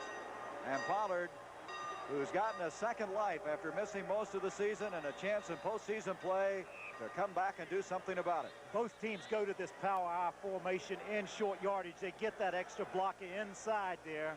That time, good piece of running, good line movement at the point of attack. First down just outside the 20. Travis Self, Raymond Cockrell, 2 tight ends have come in. Elam, the quarterback, on the power I. Abercrombie cutting against the grain. He's to the 10. And that should be a first and goal. Boy, did he cut back on that play. He did again. The Baylor line doing a good job at the line of scrimmage, and he cuts back against the grain, and you see he finds some daylight that time. Durham couldn't quite make the tackle. Finally making the tackle is Rex Barn, who comes across to make it. We told you about Abercrombie having the ability to run inside and outside, and you see that he's not scared of giving up his body. Give a lot of credit that time to Frank Ditta, the left side offensive guard on the block. Here is Elam keeping the football, and Elam runs into all kinds of difficulty. Well, you try to go wide, and the pursuit of this team, and in particular Jeff Davis and Bubba Brown on that play, is something. Well, I'm sure that Grant Teaff would rather somebody else be carrying that football than one of the only quarterbacks he has right now since Brannon is out of the game. And you see Davis and everybody, and Durham coming over, laying the wood to Mickey Elam. Only Steve Smith can come in and play with any experience. Attendance today, 57,371. Great crowd here on hand for the 12th annual Peach Bowl. Second down from the 7. Elam throwing a touchdown catch by Cockrell. Raymond Cockrell, the tight end. Again, throwing the football. What a job Mickey Elam does here on this play. Rolling out, running to the wide side of the field. Good pattern by Cockrell, and another Baylor touchdown. Cockrell had 2 touchdown catches in the regular season of play. You can see he has a lot of room. Cockrell just ran an excellent pattern that time to beat his man for the touchdown. And Clemson's going to have to make some adjustments defensively in order to stop Baylor. Bledsoe, the point after attempt. Steve Smith to hold. And Bledsoe hits it very well. And it's now 24-10. in favor of the Baylor Bears, as Baylor with Mickey Elam picking up where Mike Brannon could not continue because of injury.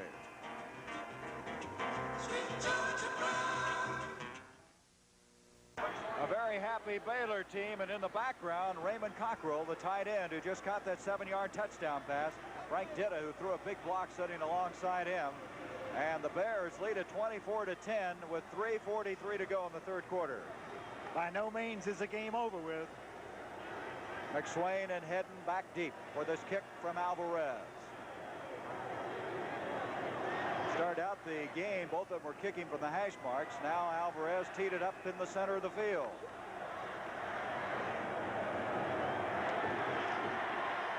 Hedden will take this one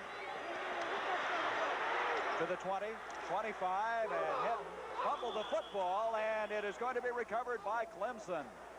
Boy, that could have been disastrous for the Tigers. Howard Fields is over there. Let's see if we can pick up the fumble. Boy, could this have been a big play for Baylor? Disaster for Clemson. See, he goes downhill. See if we can see where they come back up.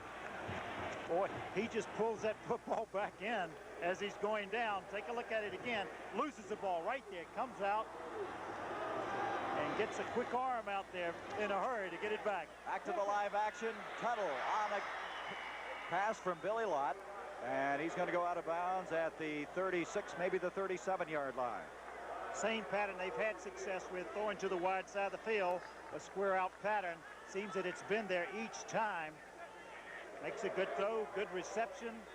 Howard Fields, the coverer. We have a couple of changes in the secondary for Baylor. Thomas Earl Young and Vic Vines have come in as keeping some fresh people in that secondary. Second down, almost 2 yards to go. Brown trying to pick it up, and he does, and he fires out across the 45 to the 47. Howard Fields, Vic Vines combine on the stop, but don't count out this Clemson team yet. Well, they come right back at you this time. This time he cuts back in. They get a good block on Mike Singletary this time. Brown, with his eyes open, cut back inside and picks up a Clemson first down. He now has 87 yards rushing for the day. And they're going to mark the ball at the 46-yard line. First down for the Tigers.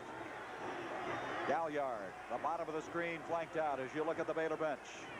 3:08 to go, third quarter. Lott falls down. Well, he was going to pass as he had Gaillard over here. Also Clifford, the tight end. You ever had that happen to you, Mr. Jorgensen? I'm afraid to say that I have. I think he tripped over Lester Brown that time. They just got their feet mixed up a little bit, and he goes down. And you don't think that's embarrassing for a quarterback? Lost back inside to the 39-yard line. Second down, long yardage to go. Second down, almost 20.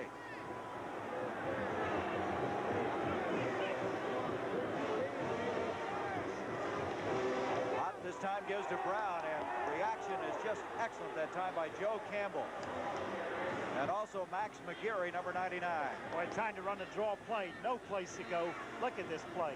Excellent play that time by Campbell. No ball loss. It's going to be third and about 11. You also saw in the picture there, Sonny, number 89, and every time you look around, you see him. This is McGarry, the man we mentioned earlier from Denver City, Texas, who has 11 block kicks in his career. It makes an art out of it, huh? Lott on third down and 20. Lester Brown, the intended receiver. That play did not develop very well. It didn't, but Billy Lott couldn't see him, but he had Mark Clifford wide open, standing in front of the Clemson bench. He may have been looking into that maze of orange and not be able to pick him out. David Sims will kick. It's been an adventure, and there's Jack Kane, not very happy. A safety for Clemson, and another fine kick by Sims. Howard Fields at the 11. And boy, what a kicking game Sims now is putting on. That gives them much better field position than they anticipated. He's been able to kick it when he's been able to get it off. That was he's been under a lot of heat. That was only 53 yards. I don't know what happened to him earlier. He may have had some jitters, but since that time, he's been kicking the tar out of the ball. And so the ball will be marked at the 17-yard line. Baylor with a 24-10 lead. 1:40 remaining in the third quarter. Yard line. Baylor with a 24-10 lead. 1:40 remaining in the third quarter. On the fake. Tried to hit Sam Houston, number 86. Sam Houston, by the way, is related to Sam Houston, the man of historical fame. A bootleg pass this time. You see Elam putting the ball on his hip. Gets a little pressure, but he gets time to throw the ball. And when he does, he just throws it behind Houston this time, or he would have had a completion. Houston, a freshman. They spelled your name right, too. Is that how you spell it? They told me at halftime you graduated from Duke. What is it? Here's Abercrombie. He makes it to the 21, and it's going to come to a third down and still a good 6, maybe 7 yards to go. The Tigers need to make their move here as Ray Brown in on that last stop. Down 24-10. They'd like to hold here and get the ball with good field position. Coming in now will be Cockrell. He'll be joined by Robert Mitchell, wide receiver and tight end for Baylor. As you see Sam Houston check out. You know, that pass may have been a little too short for Mickey to throw because they like to throw the ball long. I think they average about 22 yards per reception. Elam on third down. And he's going to be thrown for a loss. Really stopped that time by David Reed. Reed was the man who hemmed him in. He tried to go up the middle, and all kinds of help arrived from his Tiger teammates. And they were trying to go long that time. They had everybody running fly patterns, going straight up the field. He just did not have time. As we look at Billy Lott, he's got to get some offense generated for the Clemson Tigers. Stowe will come in and kick. He kicked a very good kick earlier in the same spot, and they roughed him. And this time inside the 5, Hollis Hall is back deep for Clemson. And he hit another beauty. Hollis Hall at the 31. And he gets it across the 35 to the 36-yard line. Scott Smith again down there. He's been down on all those punts, covering very effectively for the Bears. The second half, these two guys are kicking the football. They really are. Ron Stowe. That was a 51-yarder, Sonny. Earlier, a 53 was kicked by Sims, and so they're kind of matching each other. The longest punt, by the way, in Peach Bowl history is 62 yards. So the ball marked at the 37. The Tigers with the ball down 24-10. Lott throwing to Tuttle, and he made a remarkable catch. That will be a first down just across the 50-yard line.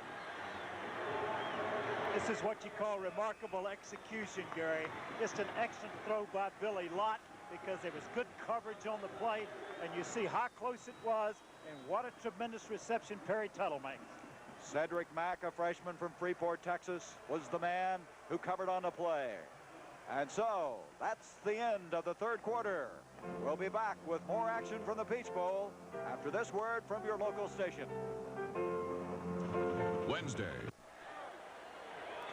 Before we start this fourth quarter, I want to thank some people here in the Peach Bowl. Tom Nicholson, Larry Croft, Coleman Meadows, Larry Bell, along with Linda Nelson, Reg McCrary, and Gordon Manmall, who were so instrumental in making our stay here and the information that we've needed to make this telecast possible in this 12th annual affair. And we have 15 minutes left to play in it. First down for the Tigers. They trail it 24-10. Billy Lott. Tuttle again. Tuttle breaks it to the 31-yard line. And all of a sudden, he's found Perry Tuttle wide open. Boy, does he make a good throw here. He comes back inside. They've been running the pattern to the outside. He throws it back to the inside. And you see, he just got it over a linebacker. Look at the move that Tuttle makes. He doesn't quite escape, but a good reception, and Clemson is on the move. Take a look at it again as you see number 22, Perry Tuttle, in isolation. He comes back. Good concentration that time in making the reception. 19-yard pickup on the play. Lester Brown trying to go wide. Nothing doing. As first was Ken Griffin. Boy, they lost a lot of yardage on that play. The line of scrimmage was the 31, and they're all the way back out to the 40. Max McGarry. But it was Griffin who sealed it off. He came flying up from that corner and safety position. They've made an adjustment defensively on this play. Clemson had some success with this play, and they just have their strong safety, number 26, Ken Griffin, firing up there now, and the pursuit catches up with Lester Brown from the inside. Give some credit to Doak Field on that play also. Back to the 40-yard line, second down now, 19 yards to go, and the Tigers have called timeout.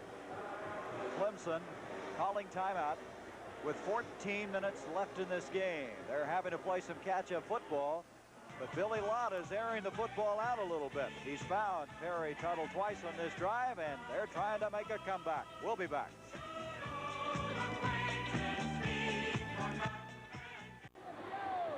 Well, a special edition of a CBS Sports Spectacular coming up next Saturday as we pick up the action here. We'll be talking further about that as Sonny will be out in Palo Alto to bring you the East-West Shrine game. A flag on the play, two of them. Lott rolling out on a 2nd and 19, and that ball almost intercepted. Ken Griffin defending on the play. Pass intended for Perry Tuttle. Motion on the arm. Okay.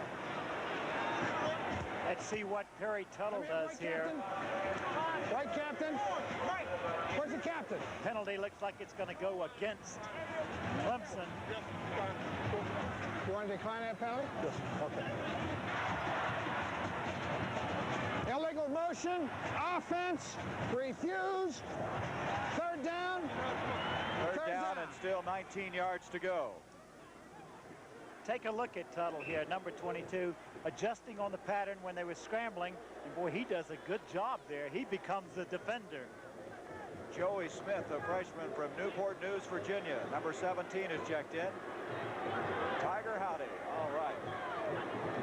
Third down, 19. Lott needs some big yardage. He just does get rid of the football as from behind, Tommy Tabor from Calvert, Texas, dropped him. Looks like Tuttle's hurt.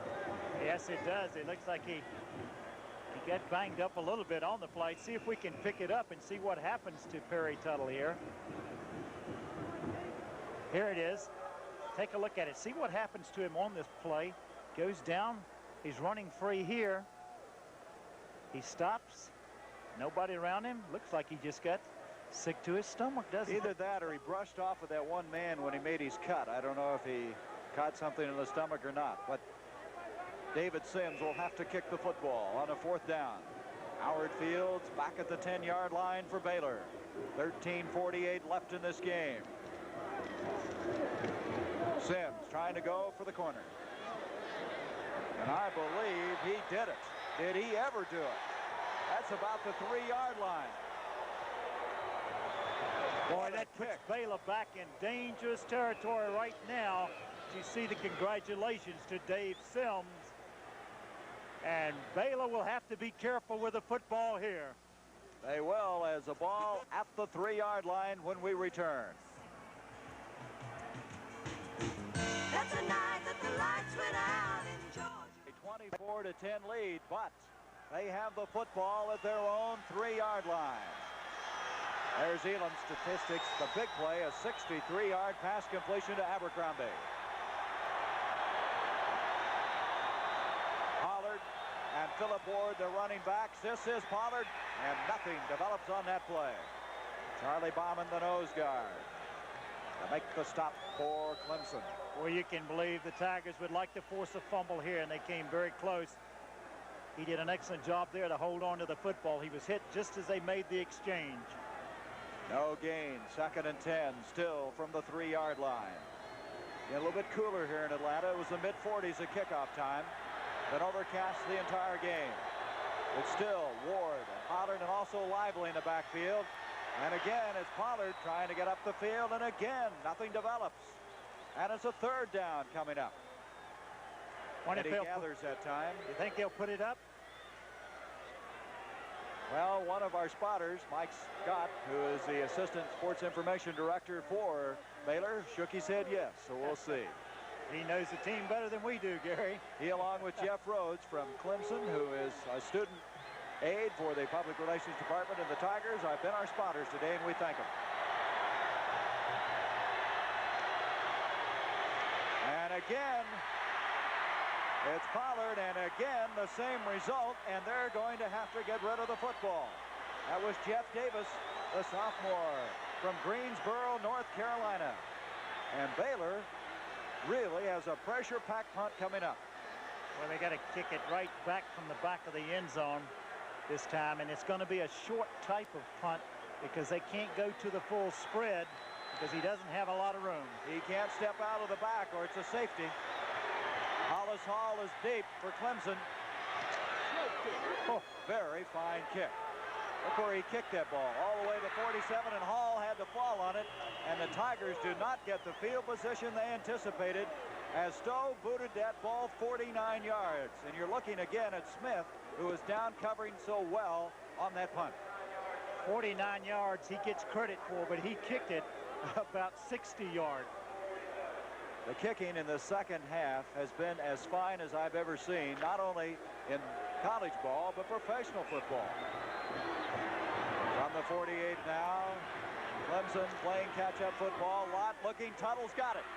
And Tuttle is dropped at the 46-yard line. Kirk Collins making the tackle for the Baylor Bears. Harry Tuttle back in the game. They need him for their passing attack. A little short hitch pattern. He tries to spin back out, but no place to go because that time Thomas Earl Young was right there to make the stop. This time Tuttle is split to the bottom. Lott crosses him up, giving off to Tracy Perry, and Perry has a first down. Ken Griffin made the tackle, and that really fooled him. Good faking job by Billy Lott. Yes, going back, running a quick draw, a quick type of draw that time. Excellent block that time on Mike Singletary by Mark Thornton, the offensive center for Clemson. So the first down sets the ball up at the 37. Oh, and firing off the left side of that Tiger offensive line, it was Clifford. The pass intended and inflated to Galliard, but they're going to bring it back. Clifford, the tight end, fired off. Well, they had a penalty on the play here. The same type of pattern that they had success with. They're trying to force Tom Young to come up and play that man so they can get a long one behind him, but he refuses to come up. He's playing it very well. So the 5-yard step off for the offside. Offsides, 81, offense. First down, first said down. 81, but I'm sure it's 87. Mark Clifford. So it's 1st and 15. Grant Tapp, his team with a 24-10 lead. Tuttle, by the way, has 6 catches for 61 yards. Lott giving off, and that time Chuck McSwain was drilled by Joe Campbell. That's the freshman we talked about earlier, who we haven't seen much in this game, and he loses yardage back to the 44. This is the second drive, Sonny, where the Tigers have gotten things going only to really then start backing up the other way. Well, you have to give credit to that team right there you're looking at, that defensive unit of Baylor. They're doing an excellent job right now shutting down the Clemson offense. Gilliard along with Tuttle to the bottom of the screen. Lott to throw. He got rid of it miraculously. He hits Tuttle. Tuttle is close to the first down. Van McElroy made the stop, and give credit to Billy Lott throwing that football with somebody draped all over him. Boy, he does. As you say, rolling left. This time he comes back up, and you see Melantree hanging all over him. He keeps his poise, throws the ball, delivers it to Tuttle. Boy, what a big play for Clemson. Now that was 3rd and 17. I don't know if they got the first down. Well, you take a look at it, a crossing pattern. He comes back, finds the open daylight inside, and he's going to pick up enough for the first down for Clemson. You heard the roar go up. They brought the chain gang in, and it indicates it is a first down and a big play for the Clemson Tigers. They have it now at the 26 of Baylor. Look at the stats on Tuttle. He's been outstanding today as They just a can't receiver. cover him, can they? Well, they've had trouble covering, and they're giving him up. They're giving him the stuff underneath and short, nothing long. Billy Lott keeps the Tigers' hopes alive. 9.5 minutes left in the game. Gary Don Johnson wraps up that time. Tracy Perry. They're trying to run enough to keep the defense honest, but they're not getting a lot of yards out of the running of the football. And there is a new attendance record for the 12th annual Peach Bowl, 57,371, and they have enjoyed a very colorful afternoon. Boy, give that Peach Bowl committee a lot of credit. for promoting his football game, and what a fine one we've seen. Second down and 7. Fake by Lott. Intended for Tuttle. That was covered very well by Howard Fields, 44. Take a look at this again. You'll see it. This Tuttle going down, running a sideline pattern, trying to drive off Fields, coming back for the football. Almost had a shot. Ball got him back on the left shoulder. Incompletion. There he is from Killeen, Texas. Second team all Southwest Conference pick. Super competitor for this Baylor team. Third down, 7 yards to go. Lott had to hit his man on the near side. That's Joey Smith, the freshman. And it comes to a 4th down. They've had most of their success throwing to the right as they roll right. The problem is on the right hash mark, you don't have a lot of room to operate in on the right side. This time, that's why they were trying to get a completion to the left side of the field to give them some operating room to throw back there. Well, they're going for it on a 4th down and 7. Trailing 24-10. The field goal, not what they're interested in at this point.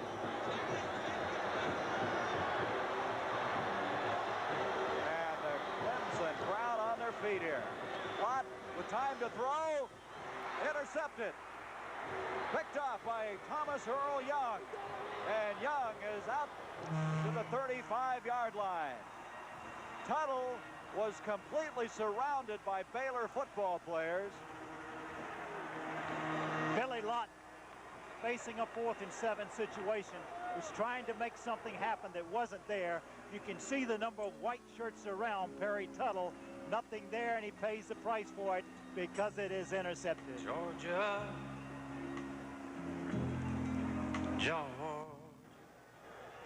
Well, Thomas Earl Young, a junior from Houston, Texas, just came up with a big interception, a 14-yard return. He was a young man that had knee surgery in the spring and has come back to play. And there they are, and lights no less. Boy, I tell you, they did that fine, didn't they? Our producer, Bob Rowe, and Jim Silman, our fine director. Dennis Gentry. As Baylor now intent on hanging on to that football. Good reaction by Jeff Bryant, a big sophomore from right here in Atlanta, Georgia, number 99, who made the tackle. Going to bring up 2nd down, almost 11 yards to go. Robert Mitchell checks in for Baylor. Well, the Tigers jumped up on top early in this game, led 7-0. Baylor roaring back to take a 14-7 halftime lead, and then build it to 24-10 after 3 quarters. Mickey Elam, they're still going to throw the football despite that lead, and now he's going to run it. And he's out across the 40 to the 41-yard line.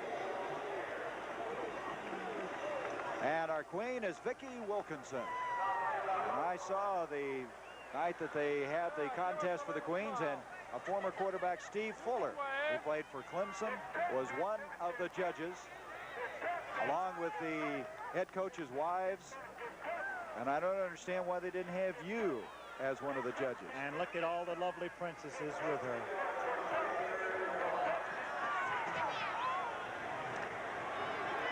The ball now marked at the 43-yard line.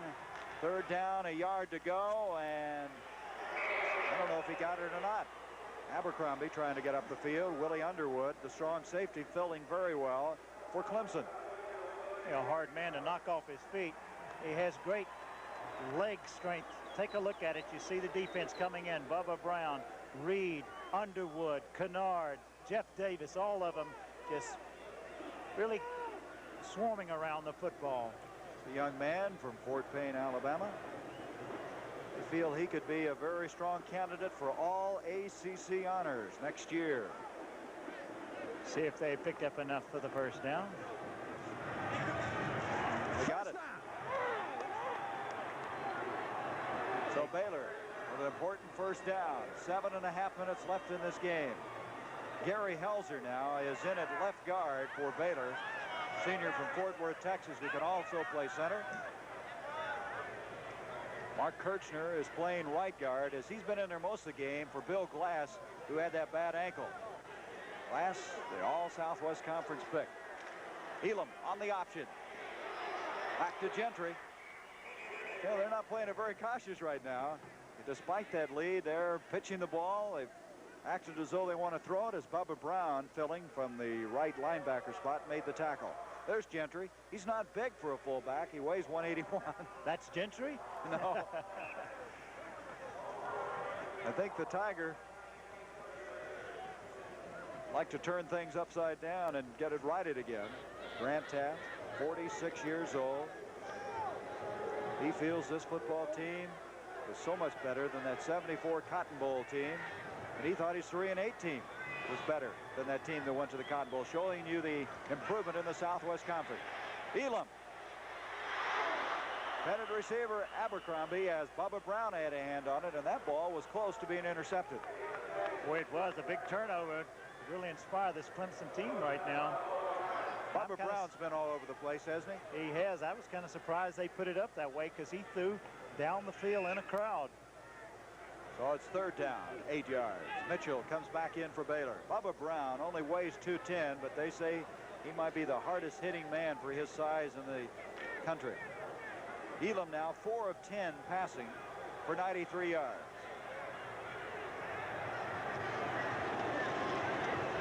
He hits Mitchell. And Mitchell will not get the first down. He's to the 50, and that'll bring up 4th down. Rex Varn, Terry Kennard over to make the tackle. And so Stowe will come in and kick. The clock trailing 14 points. The clock is really becoming a factor for Clemson right now. They need a big play offensively. They need a big return, something to happen offensively to get back into the football game. Look at the average on Ron Stowe, over 46-yard average, kicking from the 35. He hits another beauty. Hollis Hall calls for the fair catch, lets it hit, and that ball goes out of bounds at the 7-yard line. 43-yard kick, and the Tigers have a long ways to go from their own 7-yard line.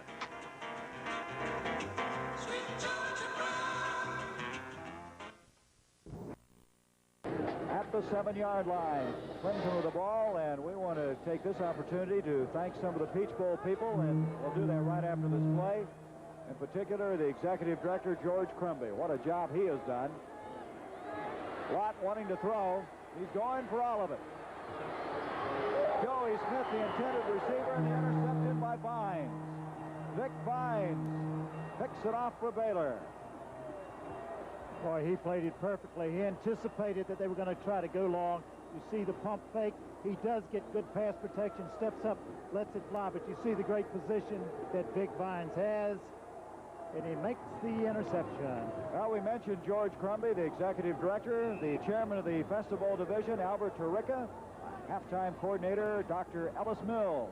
And our TV hospitality chairman, don't forget him, Chris Barberry, the chairman of the Business Community Luncheon, Bill Zieberts. Thank you, gentlemen. And so Baylor now sitting on this lead, gives off to Dennis Gentry out of Lubbock, Texas. 5'9", 181-pound sophomore. Ray Brown making the stop. I want to thank our statistician for his job. Kevin Barr. Want to take him back? First from the marker. Penalty against the Baylor Bears. We'll go 15 from here. Bauer explaining the option. 10. It'll be a 15-yarder. 15. Illegal use of the hands. 51 offense. First down. First down. So Raymond Bauer on the holding call, moving the ball back to the 30-yard line. 6 minutes. Elam on the option. He's straightened up. Taking some punishment in this game. Steve Durham that time leading the charge. And so inside 6 minutes to go in this game. Baylor, who lost all 4 of their games this year to top 10 ranked teams. It's Bubba Brown, 47. Jim Stuckey on that picture. That is really remarkable. Second down. About 18 yards to go for Baylor. Abercrombie. He makes it 2 about the 35-yard line.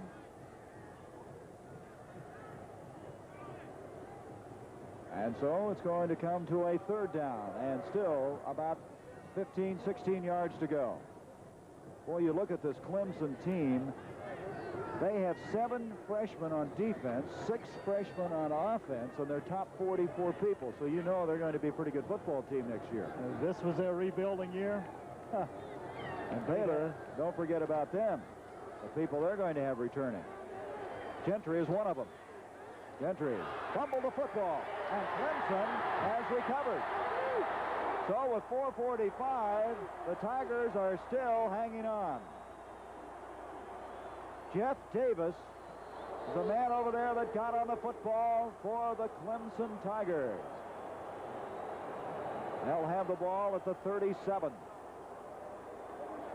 Boy, Gentry getting pounded pretty good that time. Well, he did, and they have an opportunity right here. Come up with a big play. 4:45 left in the football game. This is Sims, a big fullback. Marvin Sims, and I don't believe he's carried the ball hardly at all today, and the big guy rambles forward. That was only his 2nd carry of the game. A good call this time, going to the draw play, because obviously Baylor had to be expecting the pass. And there's a look at Marvin Sims.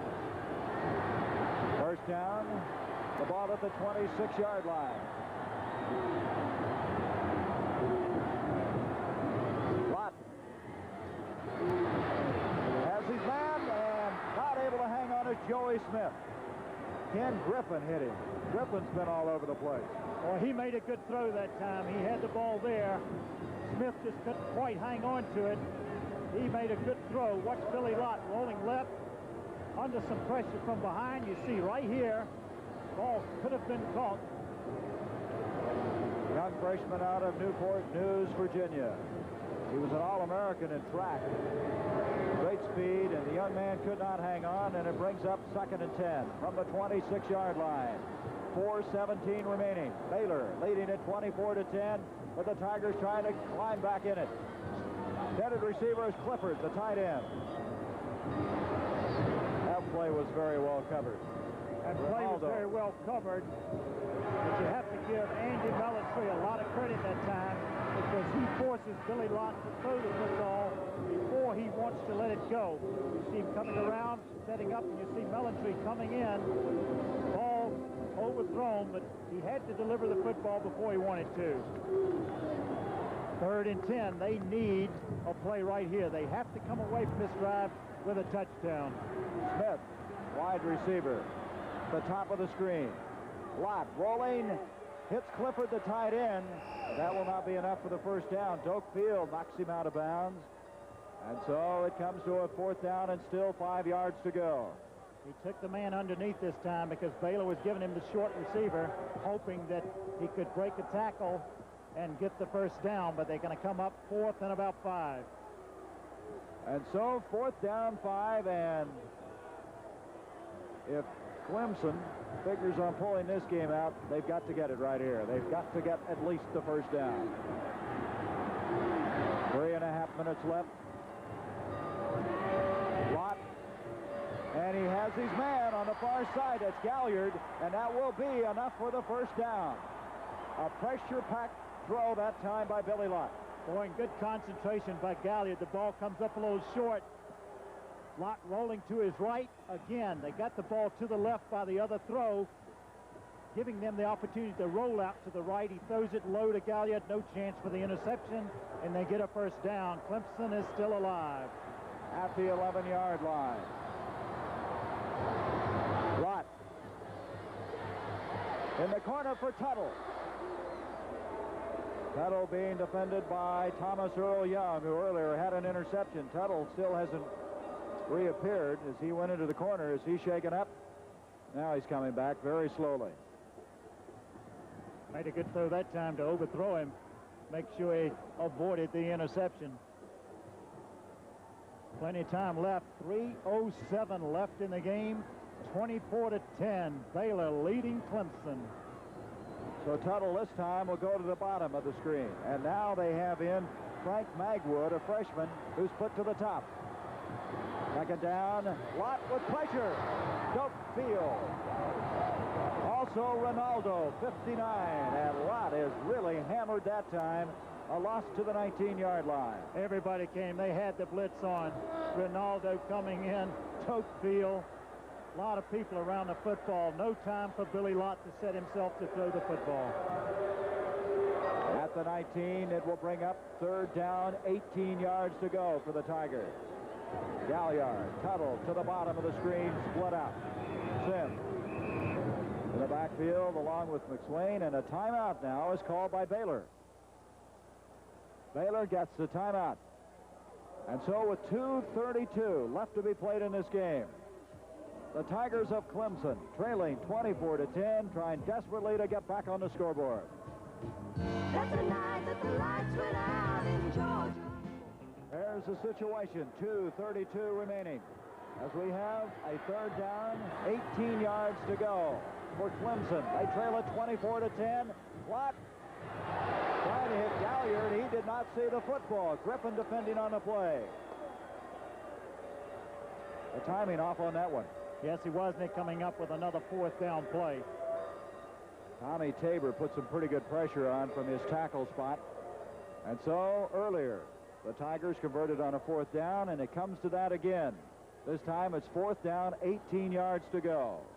They can get a first down inside of the 1-yard line.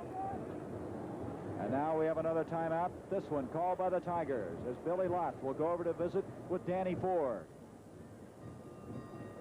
As Clemson has had some opportunities. They've thrown 2 interceptions in this second half of play. Lott in this game is 16 of 32. Let's really say something nice about Bob Rowe and Jim Selman. It's been a pleasure, hasn't it? I've enjoyed the whole year with both of them, and they've made our job a lot easier, and we thank them. And we wish them a Happy New Year. It wouldn't have been possible. Not too bad, those two guys. They kept you out of a lot of trouble. 2:28 left in this game as Tigers now with their last-ditch effort once again to make things stay alive for them. You look at this Baylor team, they have a lot of young players back. One guy in particular, Singletary, still has another year. They have both their linebackers back. They have Campbell back. They will lose Melantree and Brown, their defensive ends. Their secondary, they will have one of them returning, a starter, Van McElroy. Offensively, they'll lose one guard and both tackles along with a wide receiver. So there's going to be some rebuilding for Baylor, but they have some key people coming back. 4th and 18 in motion. Tuttle, Lott, and he almost had his head taken off by Tommy Tabor. Boy, did he get hit. He got hit. He was also there. He's still down. He's a tough young man. Shows a lot of courage throughout the day because he's been under a lot of pressure. And you see those defensive tackles from that 4-3 defense shooting in that time and making the play and sacking Billy Lott. Lott, by the way, is quite a baseball player. He had an offer from the New York Mets. He's a catcher in baseball. And now at the 30-yard line, Baylor has it, 2:21 remaining, and they have a 24-10 lead. Steve Smith is the new quarterback. He gives off to Frank Pollard. Smith was the guy that was the man who started 10 games in 1978 for Baylor. Tomorrow.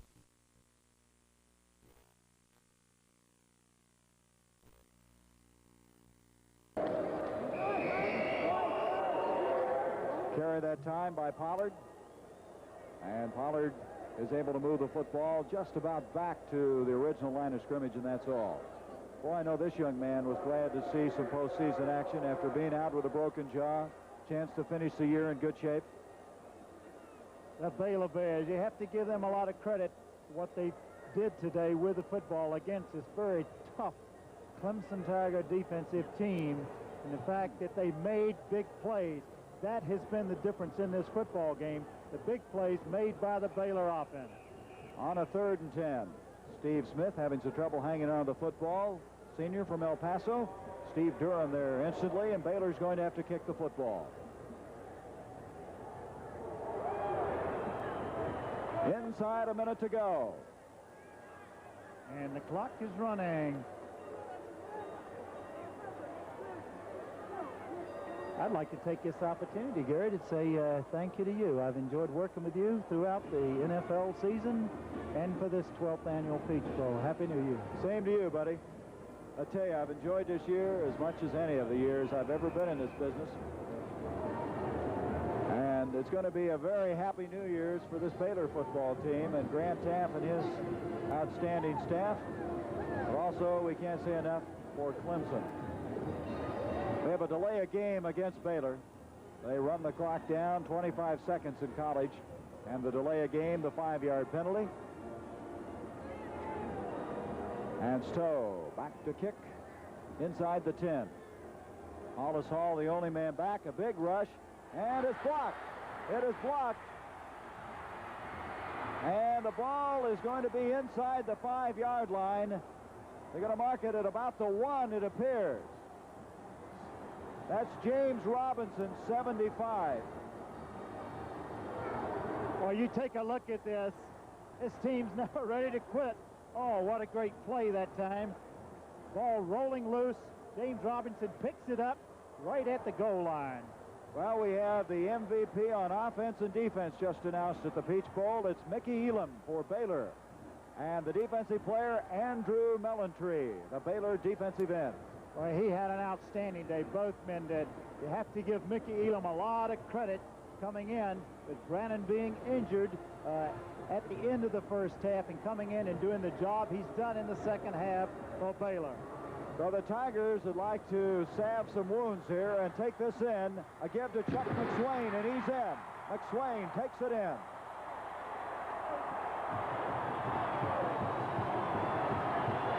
So the block punt and the follow-up touchdown. Well, you see McSwain going in off the right side, getting the touchdown, being set up by the block punt. 24-16. You're going to hear a lot from McSwain, just the freshman. He had 120 yards earlier this year against Duke, the ACC Rookie of the Year. So the point after attempt coming up, and they're going to go for 2.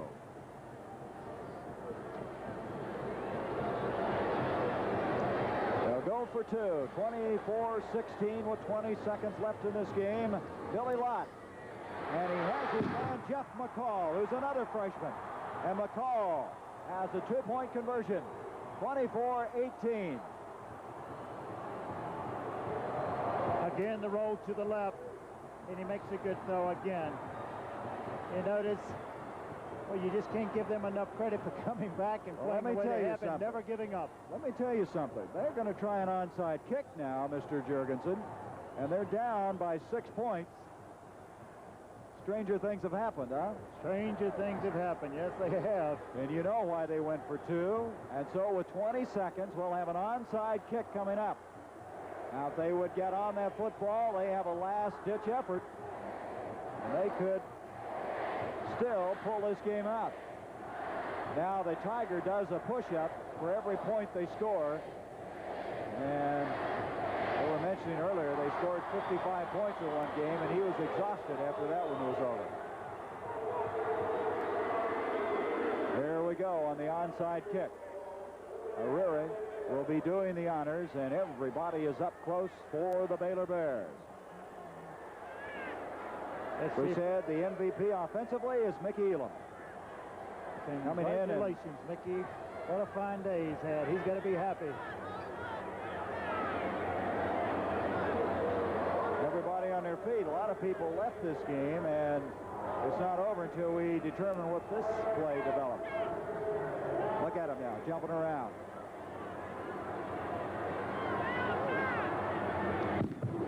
Ariri kicking it, and it's still open at Baylor. Let's see, Clemson may have it.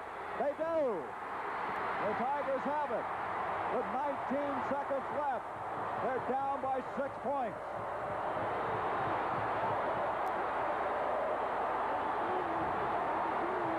Let's what you call execution. Got everybody over here on this side of the field, and they executed the onside kick. They already have a play called. Clemson ready to run it. Clear ball. Jamie Pope was the man who got on the football.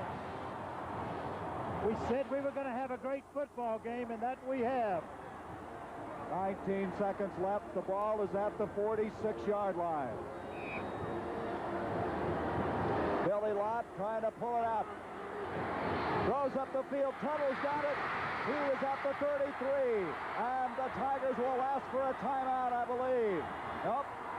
They'll have the clock stopped with the first down. And so it's stopped with 12 seconds. They'll set it back into play. At the 33-yard line, first down. They wait for the chain gang before they start the clock. And he's going to kill the clock now. And a flag. Now, wait a minute. What's that all about? We may have... I'm not even going to guess. I'll take the ball. You're going to get intentional grounding, aren't you? Well, I'm surprised that they would call that. He didn't have a receiver out there. There was no receiver. The illegal pass, intentionally grounded. There was nobody over those times. You know, we don't see that very often in the NFL. You never really see that being enforced at all, do you? There was no receiver to that side, and he was stopping the clock to that side. That's why the call. That is a loss of down as well as a penalty. 9 seconds left. Not back again. Intended for Tuttle. Intercepted. Picked off by Dopefield. And Baylor puts the lid on it. But it had to give him some shaky seconds.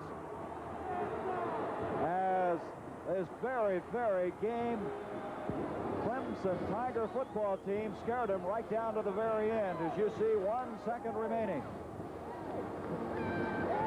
They had the answer every time they had to. They came up with a big play. Dopefield, Andy Mellontree, they made the big plays when they had to. And Mellontree, of course, the MVP on defense.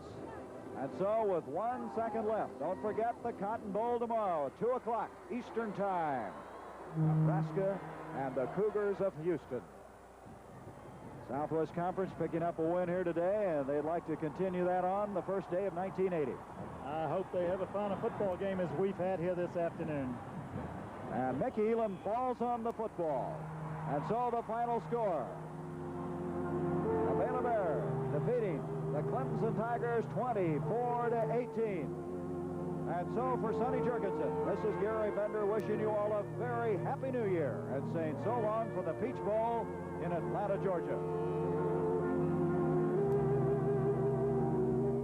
The 1979 Peach Bowl. Let's talk about it. First of all, this afternoon against Clemson, we're talking, of course, about the Peach Bowl and Baylor's victory. The Bears were able to block 2 punts, and they turned both of those into touchdowns. Then they let quarterback Mickey Elam, the senior, who got to play the entire second half after an injury to Mike Brannon, he unleashed a rarely seen passing attack from the Baylor Bears, and after falling behind 7-0 by the end of the first quarter, the Bears rallied and held on in the final few seconds. That we'll take a look at. The final score, 24-18, Baylor winning in the Peach Bowl. After moving down the field by a passing attack from Brannon to Radar Holt and some penalties, it finally comes down to this pass to Bo Taylor for the touchdown at 7-7.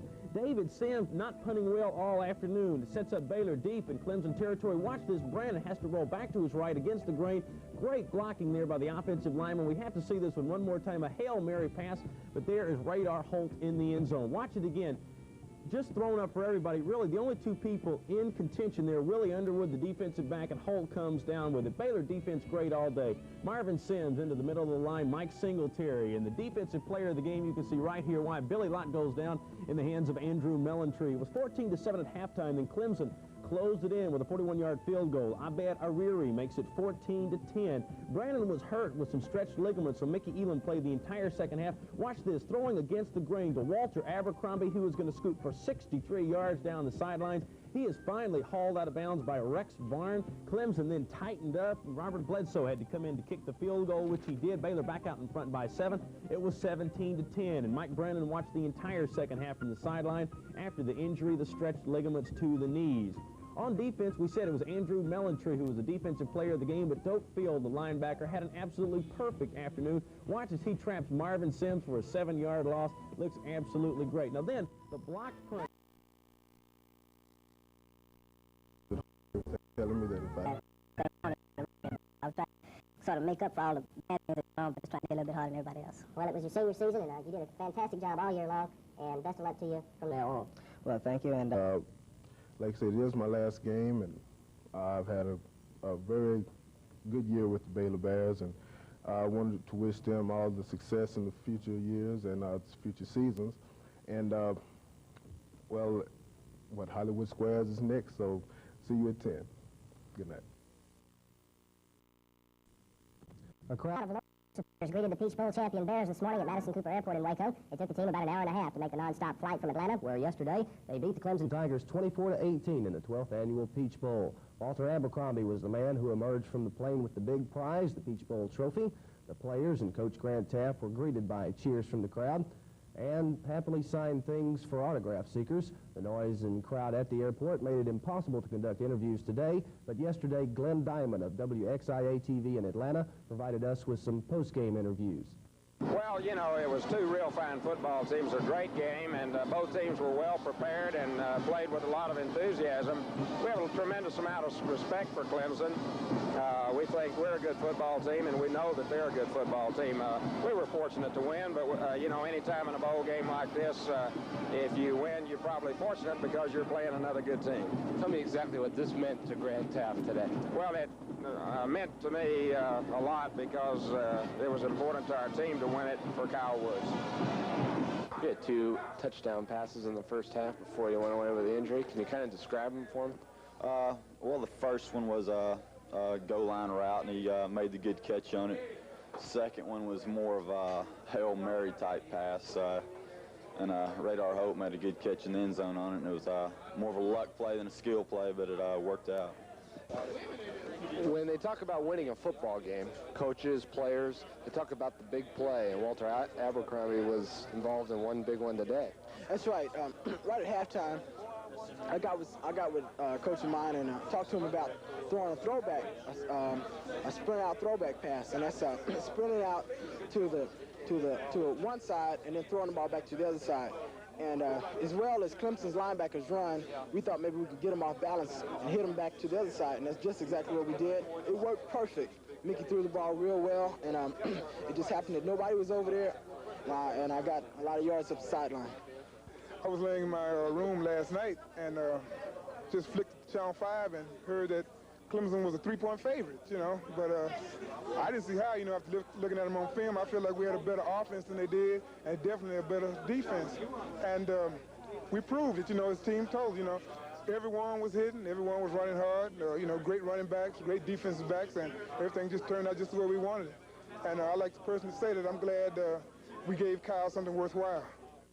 The Kyle Andrew was talking about was, of course, Kyle Woods, the Baylor defensive back who injured his spine in practice just 1 week before the season started and is now undergoing treatment in Dallas for paralysis. Kyle was at the game and in the locker room when it was over. Region 10 Sports Director Alan Stone talked to Kyle about the game. It has to be a tremendous feeling after Baylor's won the Peach Bowl and to dedicate the win to you. It really means a lot to me, you know, to travel this far and see them do so well, you know. I really appreciate it. This is your first time to really travel at all since the injury. Right. It was worth it, though. Was the rehabilitation making progress up in Dallas? Do you feel better just overall? Yeah, I feel a lot better. I know that I'm progressing, and I just hope I continue to. You had a chance to watch the game from up in the press box, and that's the first game you've been at in person this year. How did it feel? Felt pretty good. I went up in the press box because I got cold. So I came back out before the game and, you know, to see them finish it off. Well, it was a great opportunity they had to end up the season where you could see it on New Year's Eve. And national television, too. I liked it. A great accomplishment for the 1979 Bears. They set some goals for the season and obtained them. The final goal, winning a bowl game for Kyle Woods.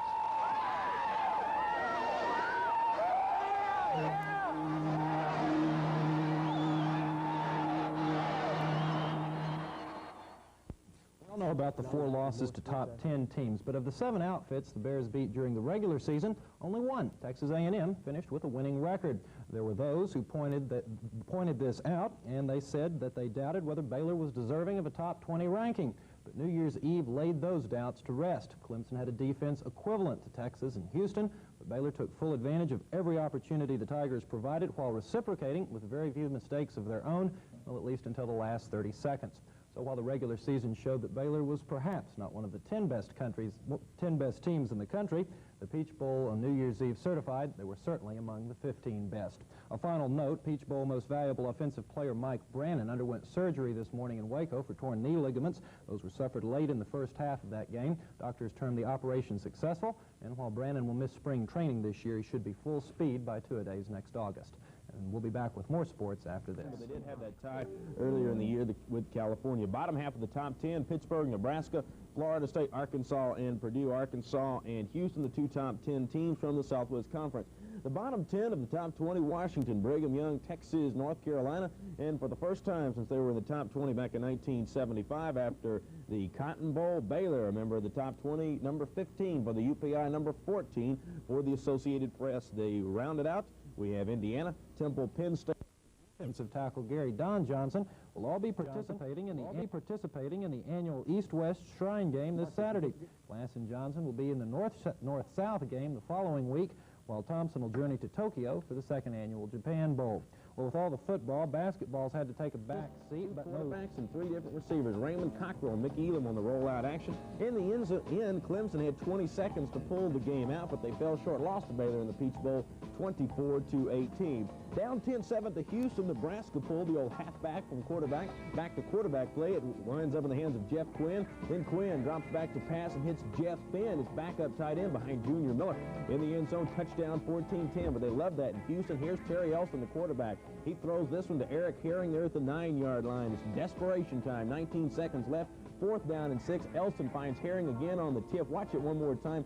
End zone, slow motion, unbelievable end to the game. If you saw it, you know what it was like. Houston 17, Nebraska 14. Knee surgery to Baylor quarterback Mike Brannon is reported to have been a success today. Brannon stretched ligaments in his knee, his left knee, during the Peach Bowl game played out in Atlanta. He was unable to come back during the second half. He was operated on this morning in Waco. The injury will keep Mike out of spring training, but that is typical for that type of injury. He is reported to be doing fairly well. More sports.